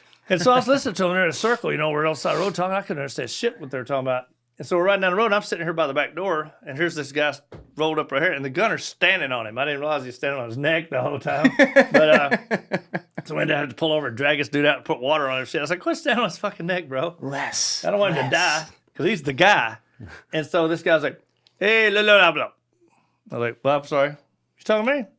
He's like, yeah, blah. I look over, Dave's like, he's just laughing, nodding his head like, yeah, you got it. And I was like, I'm not trying to be an ass or anything, bro, but I don't know what you said. And I said, I got a country accent. People don't understand half the shit I'm saying if I'm speaking quick enough. I don't get it. Can you say it closer? Yeah. Blah, blah. I don't know. I got nothing. He said, turn on the heater switch. There you go, bro. Did he literally say that? He goes, hey, he said turn on the heater switch. I was like, there's no damn way that came out of that dude's mouth. You fucking kidding me, bro? No, don't even start. So You need a British translator. So we can, I mean, seriously. So we came back and we gave all the bad guys to the Brits. It was their leads, first of all. And we just kind of helped identify them. So we gave it all to them, though. But then from then on, man, we had the best relationship ever because we didn't try to point shit on them. They got it all. They got to get the win. We're loving it. How did you coordinate when you like worked with the Brits or another ally country versus when you were doing shit alone? Did that happen more naturally? Like, oh, we're sharing intel, so let's both go in on this? Or was it like, oh, you're here, I'm here, let's work together? We share it all. We know we're going to be there together. And the SAS, they like to be with special ops guys. They don't like being down there with the regular infantry guys or army guys, because they're highly trained. Yeah. Like at that time, I don't know about nowadays. I haven't researched it, but back in the day in 07, unless I'm completely wrong, there's only 220 SAS operators on the planet at any given time. Current SAS operators, 220. Now I call that elite. That's pretty damn elite. Oh yeah. Yeah. So there's 220 in a battalion easily, you know what I mean, of us. I mean, damn. So if you want to become a SAS operator, you got to wait till somebody quits. You literally just can't have the job till you quit. Yeah. So, and our selection's based off their selection from way back in the day. I mean, we got a lot in common, a lot. A lot of overlap. Yeah. Yeah, they think like we do. We think like them. We like the same type of ways of approaching things, you know. If we don't go in there goofing around, they don't goof around at all. So it's really fun. We had a good time. Was Bosrah your last time in Iraq? Last time as a military member. Yeah. What was later as a contractor? Yeah, contractor for Triple Canopy for the American Embassy. I went over there for about a year. When was that? I retired in 2011, so it was 11 to 12. So what made you? Because you were in since. What, like 84? Yeah. You went in, and then you went out for 4.5 years, 87 and 92, and then you were in. Yeah. So 2011, 2012, what made you say, I want to stop? I think I'd hit it because the first time I missed it. I didn't do everything I set out to do. Right. And now it's 11, 12, and I'm having a baby born, my last little baby, in like a few weeks. The killer? The machine. And actually, she was born. Oh, I was on terminal leave. I wasn't even out of the Army yet, but I was on terminal leave, which means I'm never coming back. Like they give me 60 days just to go do whatever I want to until they finalize me. Because my final was May 1st, and she was born April 14th. Bin Laden Day. So there you go. We got him. Wait, was that literally May 1st, 2011? Yeah. Yeah, She was, but that was prophetic, bro. She was born on a sick, good day. Danny. You are sick. I plan it all. That was a fun day. I remember that. Well, her actual birthday is April 14th, so I hate to take leave. Son of a bitch. But I retired May 1st. You should have just lied. It was a good story. We were doing well. But here's the other bad. But you thing. retire the day Bin Laden gets hit. Yeah. Isn't that awesome? It's amazing. Prophetic. And my buddies all text me pictures. Here's your gift for graduating. You know, the guys that were on the site and stuff, they got it and sent it to me. I wonder if, and this is sad, I gotta wonder this, but like, you know, sometimes it's like a little weird, like celebrating death, but he was such a bad guy who did like the worst thing to us, and we couldn't get him for the longest time. And I remember I was watching the Phillies and Mets. I think they're playing the Mets on Sunday Night Baseball. And they're like, we have to talk about this on the broadcast, but the United States has just executed a mission where they killed Osama Bin Laden. Yeah. And there's motherfuckers going, the USA. People are lining up outside the White House, holding up flags and shit. Oh, and like that was an amazing when Obama came out. He like you saw him. He like borderline like fist pumped on the like everyone's like on Team America, and I wonder if today we'd be like that for something like that. That's a good question. I think a good portion of the country would be. I know damn straight I would be. Yeah, I would too. I think a big chunk would. But you also have people on TikTok reading the letter of Osama Bin Laden from when he was 20 years old talking about, he's an empathetic figure. Okay, yeah, you go over there then, dumbass. Sorry. Yeah, go ahead and try some of that. I'm all about believing what you want to believe. It's your life. But hey, when you go against the principles of this country and you think this is a shitty place to be, we can always do better. But take your ass over and experience take a vacation. What he was just talking about. And then come back and let us know how it went. Do you get annoyed when people lecture about how society here should be, when you've seen the shit you've seen? Yeah, because there's no greater nation, period. And it don't take but one trip anywhere, honestly. It's American privilege. Like Paris. That is. Paris, France. Beautiful place. Love it. You know, beautiful everything, blah, blah, blah. French people don't like us. And, I mean, they treat us like crap when we're there, but... Likewise. And it's their country, so when they're over here, it's all good. So, return the favor, I suppose. But I have some French friends that aren't buttholes. But those guys don't really care for us. It's beautiful and this and that. But you think I'm going to move there? Hell no, I'm not going to move there. I almost moved to Republic of Georgia for a year. Like not the state, the country. Yeah, the country for a contract. My buddy had a big, huge contract over there, training to all them to be special forces guys and do all this stuff. And that is one wonderful place now. I'd live there. I mean, that place, they love Americans. It's just a great place. Crime's real low. Their parliament just got in a fist fight yesterday. They did. Oh, they did? Yeah. Do we have a video of this? Oh, yeah. That's great. Georgia Parliament fist fight? That's what ruined our contract, was Parliament got in a fist fight that time. Nuh-uh. Because somebody got paid more money than the other guy did, and they quit on us. Dude, So they fought it out it's a hand full to hand. brawl, That's yeah. how we do it. You know, no guns. Just Well, the first you know. time I read it, I'm like, wait. Because it wasn't stated like Georgia Parliament. It was like Georgia politicians. And I'm first like, one. come on, Georgia. Like, All right, here we go. Oh, shit. He went all for it. Haymaker right over the top. I love how he paused Yeah, I kind and of then dropped. Go Did a back hammer. to that initial shot, Leslie. Still Hold on, beating on let's him. get this. Watch. The guy's literally just talking. Play it. Sucker punch. Boom. Boom. Rocked him in the temple. Speaking of situational awareness, you didn't see that coming? No. I mean, Wait, are they He beating gets the the shit better out? glasses Are they then. beating the Yeah. shit out of the guy who did it now? yeah, Is that what that's who's getting beat. He's like, still don't care. he's getting his ass beat for doing that? Oh my god. He's Great pissed. place. Wonderful place. Yeah. So, anyways, Yeah. Georgia. So, yeah. Imagine like Except for that. Pelosi's talking about her latest trade and like some other chick Oh, from Congress comes in there and goes, "Fuck you and you're trading." Oh, that, I'm out. I don't want my kneecaps broken. Now, that would have been funny now. That would have been whack. Yeah, like Pelosi. Who's the guy with the eye patch? Dan Crenshaw. Crenshaw. These people are the your boy. greatest traders of all time. Like Sadly. they just know what a stock's gonna do almost before it does it. Weirdly. That is so weird. And how does somebody like Obama getting the presidency was worth like $500,000, I think? And he gets out worth like, and what's he worth now? When he walked out. That makes sense though, because they get paid $500K to go talk for a half hour somewhere after you're president. Maybe. All the presidents leave; they get rich on But that. I think he's probably worth like $100 million or something. That takes he's, I haven't looked at his net worth recently. he's but worth like his wife's worth a lot too. All them stupid books. above 100. that's what I'm saying. He's Like worth they more than George Bush. they've sold a lot of they do a lot of speeches. They're both good speakers. She's written books. She did a podcast. I don't know if she's still doing that. Like they've monetized.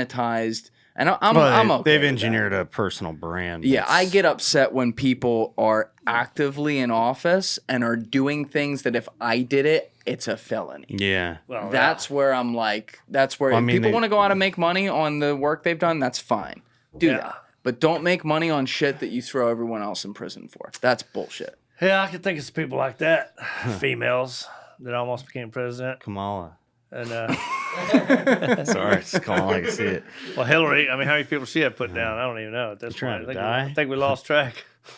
Yeah, there's certainly some interesting two shots to the back Again, of the all, head suicides. all I gotta say is just call it the same on both Yes. fucking sides. That's it. I'm with I'm you. just calling it like I see it. I don't give a damn what party you're in. I don't like you. I really don't. I'm sorry. You may have the best intentions to go into politics, but once you become one, Yeah, that's man. when your spine Who wants just those disappears. jobs? No, it's just you're a sociopath on the next level, and just I don't know how they live with themselves, exploiting people the way that they do. What's Their the best? constituents. It's the best paying job to have right now. Yeah, it is. being a politician. I mean, dang, well, dude. Hey, it ain't. Never worked a day in their life. No, They don't read those bills. I say intern. Give me the first 3 pages. So let me know what's in there. Exactly. I'd rather go to sleep at night and die eventually with a clean conscience Oh yeah. I than think have all about the money that. in the world. Like I do care how I make money. Yeah. I do. Well, yeah. I want to make money on things that I believe in and that I add value for. Yeah. It's Like, because you're a I good person. can't- the thought of like, oh, I could go make money fucking someone up. Yeah. That's just That's not. not in me. Life ain't long enough to either to No. make it for the time that you're going to pay for. At least in my mind, the time that you're not on Earth. For doing all the stuff that you pull while you are here, that's not Fuck down. yeah. People really just had Feinstein. She's worth like $300 million. Yeah. Die in office. She refused. That was like what it was they did to pathetic, her. man. Remember, her face is like hanging off. Yeah. And they're like wheeling her. It's not what into they did to vote. her. I mean, her face was hanging off. And Yeah. It's like, Oh you know, my it's God. it's part of me is like, you know, I shouldn't laugh at that, but at the same time, no, you did It's this fu- to it's- yourself, It's funny. and you're worth Yeah. a ton of money, while your constituents just suffered. And, like, we are I don't living- feel bad. We are living in such a like cartoon society with some of this shit now that like I don't even care if I'm laughing Yeah. at some of it. It's Yeah. fun. And meanwhile- It is darkly funny. Yeah. You have men like this going over, doing what they do, putting their personal well-being That's right. at, you know, I mean, it's you know, it's just the truth. You know, we're gonna suffer for the rest of our lives. We have burdens to deal with. That's just No question about calling that. it like it is. Yep. It sucks, and we're gonna spend thousands of dollars of money that, you know, we. It's not like we're both multimillionaires. Right. Thousands of dollars to, you know, on our mental health and well-being and on our families' mental health, because it takes a toll on our families as Sure. well. And, you know, you got these politicians that just make so much damn money. You're just a casualty to them. No, we're That's all it collateral is. damage. That's We're it. just numbers, man. That's it. Well, now- Which And it you're sucks to not, say but that in that's- front of you, especially. I hate saying that, There and you I'm go. sorry. It's just how they are. It's not a. It's a shot at them, because that's how low some of these people are. Yeah. They don't care about any of it. Like, one day they need to wake up and realize they need to be leaders and come together They and won't. quit all this bullshit. No, it's. I hate to be you the know, cynic, but hey, like, I'm a Christian man, so I got to have some faith. And But what's going to suck is all it's going to take is one catastrophic event in politics of some form, like stop paying retirement vets or retired vets their payments, like no disability, no more retirement checks or anything else. Something big, like where it hits a big chunk of the economy. oh, God help you. And now good luck with that. you're dealing with something, and all of a sudden 10 million people show up in Washington, Oh yeah. and they're like peacefully going, "We need this fixed today, like now. You quit, you start." That kind of thing, you know. Yep. But they're not going to charge the capital or anything. I mean, they didn't charge it last time. Yeah, it's and I remember when I was working on Wall Street, like we'd have some of these like social security experts come in and talk with us, as far as guys who studied like the legislation around it, because we always wanted to know where that was going. And they used to say, they're like, look, I'm not saying that this is good for the long-term viability of the U.S. dollar and how things are, but he's like, politicians need to win on Tuesdays in November. And so if you want to guarantee that you're going to lose, vote to defund Social Security. So it's not going anywhere anytime soon. And like, I'm like, I don't want to defund that either, but like, we've put ourselves in such a bad position with some things. And that's just one example where like we have now gotten to a point where, you know, you have to make decisions that'll continue to fuck you maybe overall with the long-term viability of the economy, which is what matters for what we do. That the same people who control it are the people who are just trying to win the next election. Yeah. So they are ideologically captured on their own outcome to do what the most people who come up and say, you got to do this, like you said, are going to tell them to do. And that's what's so hard about society, because everyone has their needs. Yep. Right? And someone's going to lose. Yep. Like it's not in that way, it's a zero-sum game. Yeah. But anyway, so we were saying you left the military in 2011, 2012. You felt like you had 2011. You felt like you had done everything you needed to do, but you did get into contracting. Was that like your own company right away? No, I contracted with some other people first. I did a little bit here and there, and then I went to work for Triple Canopy as, security for the ambassador. Then I came back. Then I started my own company. in Colorado, teaching mountain warfare. Ranch. Mountain warfare. Yeah, for special operations in general, as Air Force, Special Forces. And I did it at this ranch called MLAZC Ranch. And back in the day, like a lot of the stuff in Afghanistan, like pack horse, pack mule, where you learn how to, put all the harnesses on, do all these things. It was all taught at that ranch because that ranch they knew how to do it all. And so Special Forces started training there a lot. And before you know it, he's building ranges and doing all kinds of stuff. He got rappel towers, beautiful on the edge of like 900,000 acres of Super cool. super badass land. And you're at 8,500 feet, so you can do halo drops up there like that. It's just a really good place to train. And so we just started doing that. And then I started training the Air Force EOD out there a whole lot. And then went on for a pretty good while. And I'm about to sneeze, for funny enough. You're good. And went on for a pretty good while. And I finally got done doing what I was doing. My wife was doing what she was doing in Colorado. And I was like, it's time to get back to the motherland. And I packed my shit and went back to Texas. And that was the end of that. Hell yeah. And I just kind of walked off from it and left it with some other people to do if they wanted to do it. But you still have your other one, you were saying? Yeah, I stopped that one. I stopped using it, and it'll stop being in existence in like 4 months, I believe. Okay.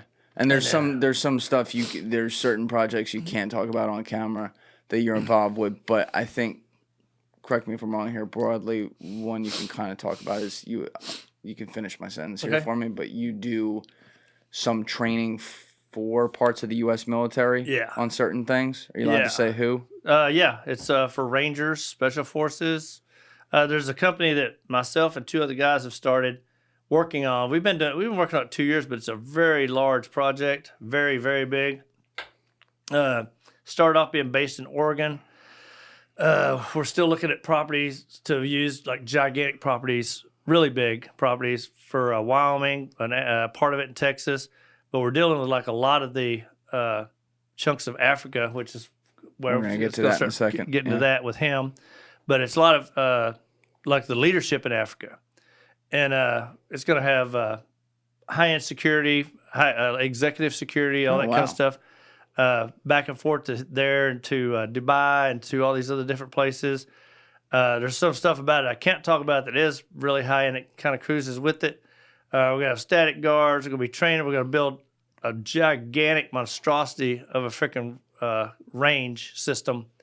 It's going to be range system? Yeah, like it's going to be this huge, just does every type of shooting ever heard to man, pretty much. Shooting out to 2.5 miles. Ooh. And all this other stuff. We got two guys who build guns for a living from scratch, and we got guns that'll shoot 2.5 miles easily. Easily. Prove it. Yeah, yeah, no kidding. And but like a 408 Shot Tech, is a good mile and a half gun. But these is like it's like a 422 and a 418, and a pipe guns, like they're real slender, and just made to shoot that way fast. And huge guns as far as like that goes.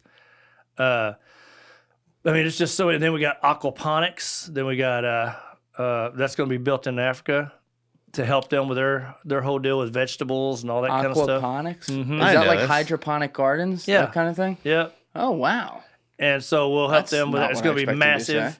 And we got all these things that are some of them are pre-built and some of them we're building ourselves. And he probably knows something about what I'm talking about too. And then we're using Sierra Lane containers, big metal containers, stuff like that. And that's all going to grow bigger and bigger and bigger. And they have requested that to help with their economy and their vegetation and all that kind of stuff. Then we're building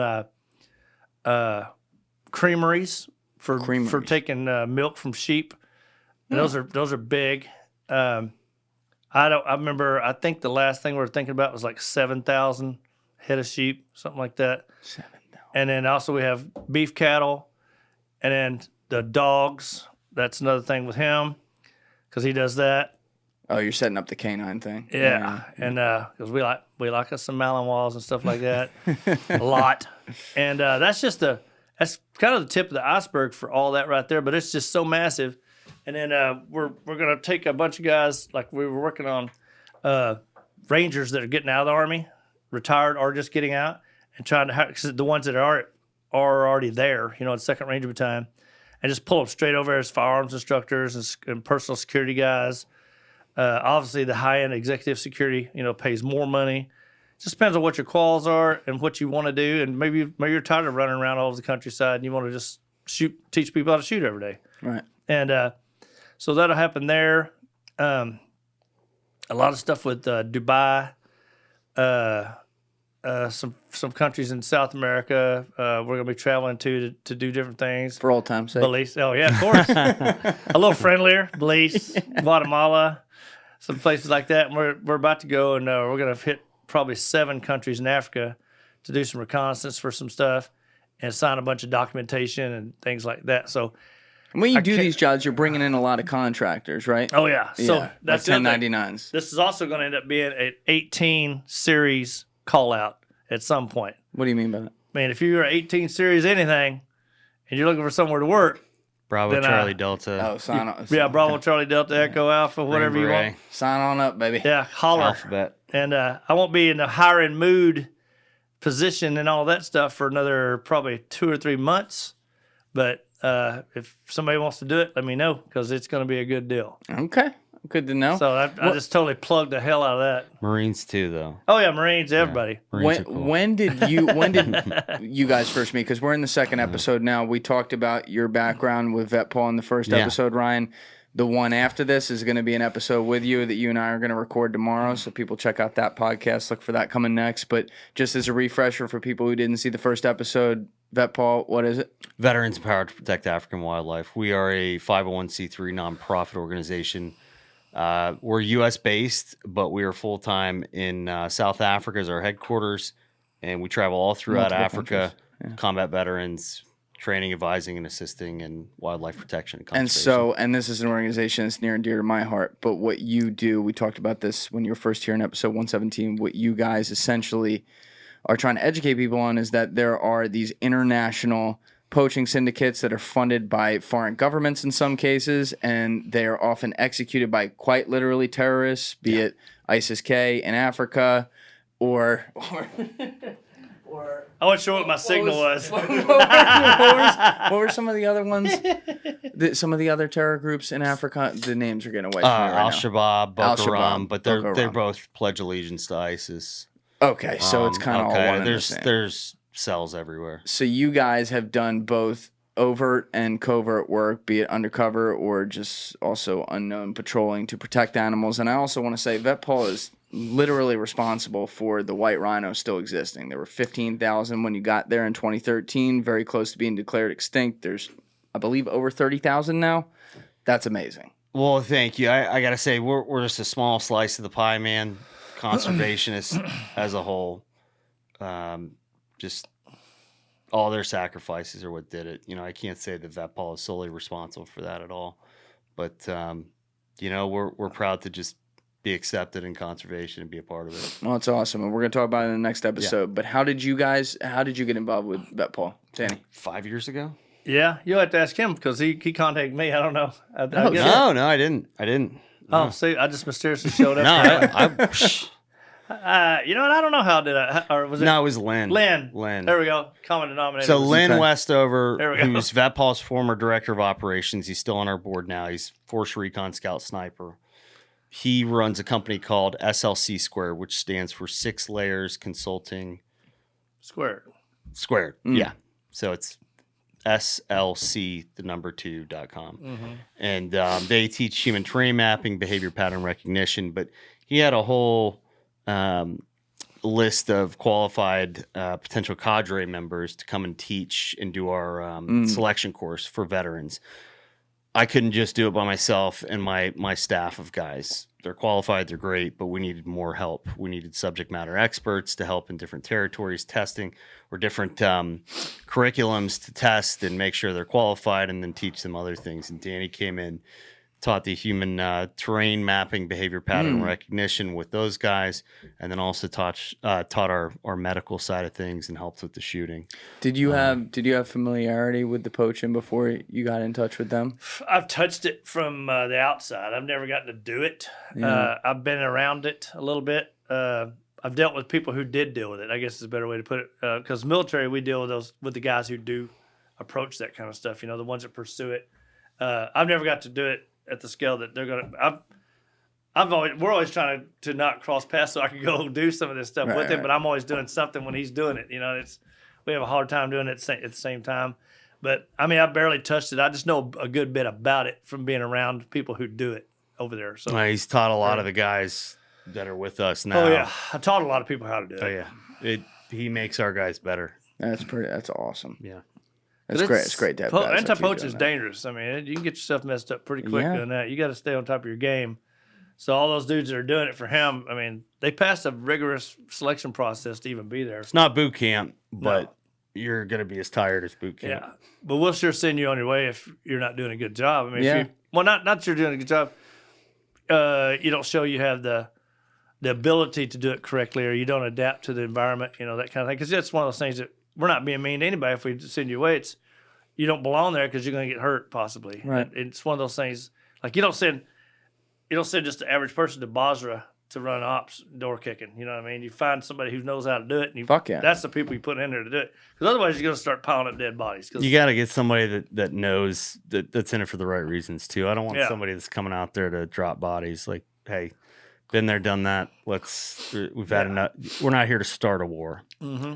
So, we've gotten some of those guys that have come out. We've picked them out real quick. Mm-hmm. You better show me that you're passionate about this and you have the ability to learn more than anything. Yeah, that's why I've played it on the podcast on different episodes we've done. But the video when Discovery was following you around and you guys caught those poachers and you diplomatically talked with them and kind of brought them onto the team the way you did that. That's the way to do it. The way Paul does it in the Amazon, saying, hey, man, what are you making doing this logging? Mm-hmm. Because they're just trying to make a living in that case, right? Yeah. And that's not always what you're doing with poaching, obviously. But like that kind of thing, that human side of it, that de-escalation, if you will, winning hearts and minds, that's the way to do it. I think that's why I like that approach. Because like you guys have never had to, in being out in the bush there, going against like some of the poachers sneaking in the bush, you guys have never had to, I believe, even shoot at somebody. Or I think you've shot at someone, but you never had to kill anyone doing that, right? Correct. Yeah. I mean, that's as important of a stat to me as there can be, too, because it's some de-escalation, but stopping a horrible thing, because they'll fucking shoot at you. They'll kill you, no questions asked. There's no doubt about that. Yeah. And when you got a guy carrying a 600 nitro, you don't want to get hit with that. Yeah. A stack of dimes doing a ridiculous amount of speed, and you don't want to hit that action. And you ain't got to be very accurate. Oh, yeah. So, Do you think there will always be war, Danny? Absolutely. Why? Because it's the human nature. There'll always be war in your house, and you're fighting with people you love. So, the average household, I mean, my grandma and granddad never got in a fight ever. But my granddad was 25 years older than my grandmother. And I think it's surely because he's kind of like, she just looked up. He's a big-time war veteran, did all that stuff. And I think it's because she just looked up to him so much, she just didn't defy him. I mean, and he let her have her opinion. He had his opinion, and they just kind of went about their way. But if you take people to similar personalities and this and that, you're going to butt heads at some point, and there's just no way around it. And if you're dealing with people that want the same thing, they're going to both go after it. Not even counting marital stuff I'm talking about. I'm talking about anywhere. And two countries, we want this. China wants Taiwan. We want Taiwan, for instance, if we did. Something's going to happen, and we're going to get it if we want it. Or they're going to get it if they want it. And we're going to find out real fast what the deal is. And there's always going to be greed, and there's always going to be selfishness, and there's always going to be, I don't give a shit about you. It's all about me. I just don't think there's ever a way to grow out of it. Now, if we're talking 1,000 years from now, I don't know about that, but in the next 100-ish years, no chance. There will be war. I heard you mention earlier talking about like praying for some guys you've lost and stuff like that. So are you a religious guy? Very. I'm a spiritual guy. Spiritual guy. Yeah. I'm not a real big church goer so much because I don't really have I hate to even say because it's going to make some people mad, but I grew up Southern Baptist. Obviously, ritually going to, even on my own, I rode my bicycle to church, stuff like that. Used to mow the yard for them for free and all that kind of stuff. But I am since I'm spiritual and I'm a die-hard Christian without a question. And I believe what the Bible says. I have a problem with people's interpretation of it sometimes. It makes it hard. It's hard for me to sit and listen to it. I'll still go, like my wife's religion is different than mine is. And so, but I'll go to church with her. I mean, it doesn't bother me. I can go easily because I'm not so shallow that I can't listen to the word of God, come from somebody. But I have to believe what you're saying. If you're saying something I don't buy, then, I mean, I'm not going, I just won't because I have my own belief. Sure. And like my dad used to say, he goes, all that time everybody spends in church, whatever else, he goes, I spend my butt out here on my knees in the backyard in the woods 2 or 3 times a week. I was like, well, shoot, man, that's pretty powerful too. Yeah. So that's kind of what I am. I spend a lot of time praying about things, quick prayers. Like my daughter gets on the bus, I take like 30 seconds. Okay, make sure she's good. Keep her right. Keep her safe. If something ever does happen to my family, make sure I'm there. Let me take care of it and do it correctly. Make sure we always have the money to buy all the things we need and some of the things we want, possibly, if it's all good, or obtain them or however we need to do it. Those type of things. Not praying, please make me rich. Please help me win the lottery. I never say that kind of crap. Please save my life during this. Like even going to combat, a lot of times when we're getting ready to roll out, we got our Humvees just sitting right here, for instance, and they're idling, ready to roll. I'll just take a knee right there because I don't care who's looking. Take a knee. And I was like, hey, just make sure, please help me do what I'm supposed to do. Please help me react to what I'm supposed to react to. Let me take care of my boys. Let me help all those around me. But I never have ever said, please save my life, ever. I mean, never, ever. Please It's help always me. the people around you. Oh, yeah. I mean, and please help me make the rock solid decisions because I've got to make them this quick. And if I don't make the right one, I can get all these people over here killed, or I get this family killed or whatever else. So I think that's the way you should pray. Don't pray that all these great things should happen to you. Pray that they'll happen to your family, to your loved ones, and that kind of thing. I prayed that his VETPAW thing would be productive. So yeah, crud. That's awesome. Do you? And this is this is one of those questions that's like impossible to answer. It's more of a hypothetical. Do your best with it as you can. But like, what do you think?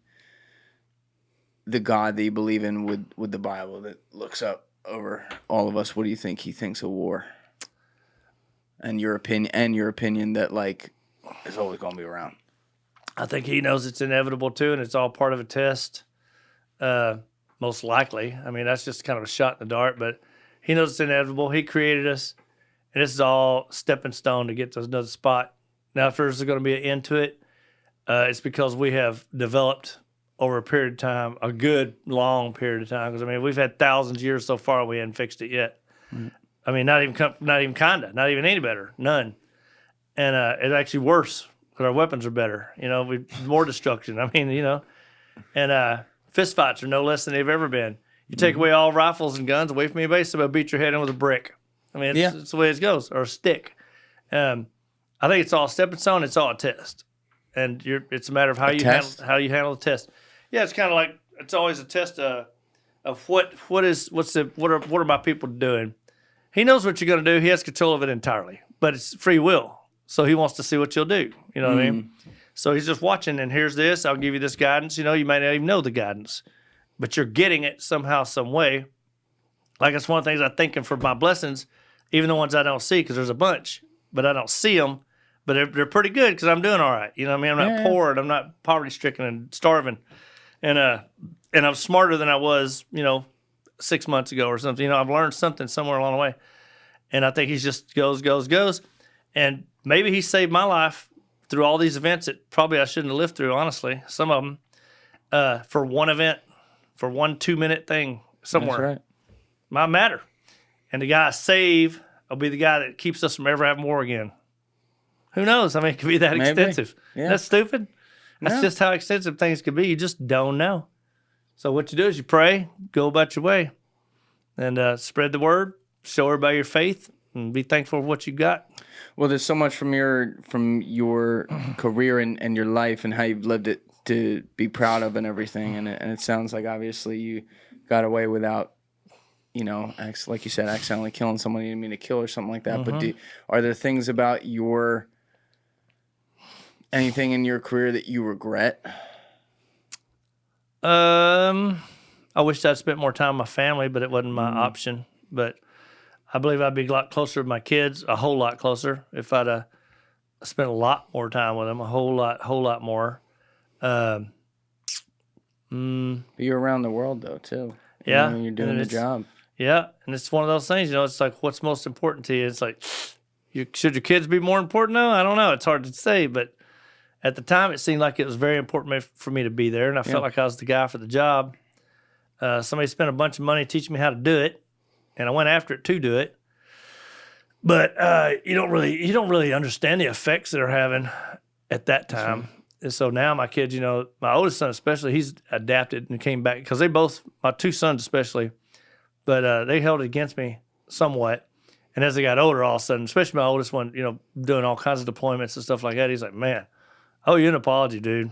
He goes, because he knows now. Yeah, he's like, I know you can't come home Christmas just because you want to. So I'd like to hear your part of it, though. I just want to say that I to you and your family, that on behalf of everyone, that we're all, and this is as somebody who's gone to war, we're all very grateful and privileged for your sacrifices, not just yours, but your families. Thank you. Because, people just don't understand. They don't. I don't think so. Hopefully they hear some things like this and maybe they get a small understanding of that. That's the other thing we were talking about earlier. It's like, if this helps anybody who's ever done what we've done, at any extent, if it'll keep you from doing something I really don't want to hear about, or it'll guide you and let you know, if I've done all this and I had a big ego at some point in the midst of this, because you can't help it, everybody does. If you're good at it, you have a big ego. It's just it, You don't find pro football players that are awesome that don't have a big ego. But I had a big ego at some point. I don't remember exactly, but I'm sure I did. And look at yourself internally and realize you're screwed up, and go see somebody about it. Because I went and got looked at. I didn't do something that's going to keep me from carrying a firearm or anything like that. But if that's what it takes, that's what it takes. But it didn't require that of me. It required somebody bringing it around and let me know what the hell is going on. You had self-awareness. It would get me figured out. You know, I was getting off the path, and get you back on. If this helps them, if it proves that I can get over there and get looked at, and you can get looked at, go get looked at, dude. Yeah, there's nothing wrong with it. Nothing. And it might make your life 10 times better, Just talk to somebody. If things suck, pack your crap and move somewhere else. Yeah. That's it, If you get divorced, find somewhere else to be. Go somewhere else. Move to Europe for a while. Do something different. I mean, just do something. Don't take the easy way out, Because that's a shit. That's shit. It's a big loss. Amen to that. Amen to all of it. Amen to what you said as well. Your whole family, generations of this. It's an amazing thing. But this has been absolutely fucking awesome. We did 2 episodes. So if you're watching this, you're at the end of the second one. The first one's link will be in the description. We got the full oral history of what you've done. It's a beautiful thing. This will live forever too. Crazy. It's on the internet. Your kids will be able to see this. Your grandkids will be able to see this. That's the best part of what I do. It's been a blessing, man. I mean, I've been treated good. I mean, it's been a good time. Ate good.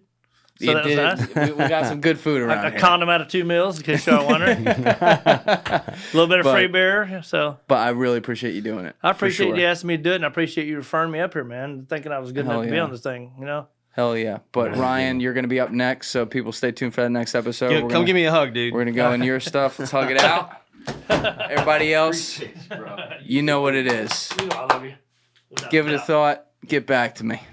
Peace. Thank you guys for watching the episode. Before you leave, please be sure to hit that subscribe button and smash that like button on the video. It's a huge help. And also, if you're over on Instagram, be sure to follow the show at Julian Dorey Podcast, or also on my personal page at Julian D. Dorey. Both links are in the description below. Finally, if you'd like to catch up on our latest episodes, use the Julian Dorey Podcast playlist link in the description below. Thank you.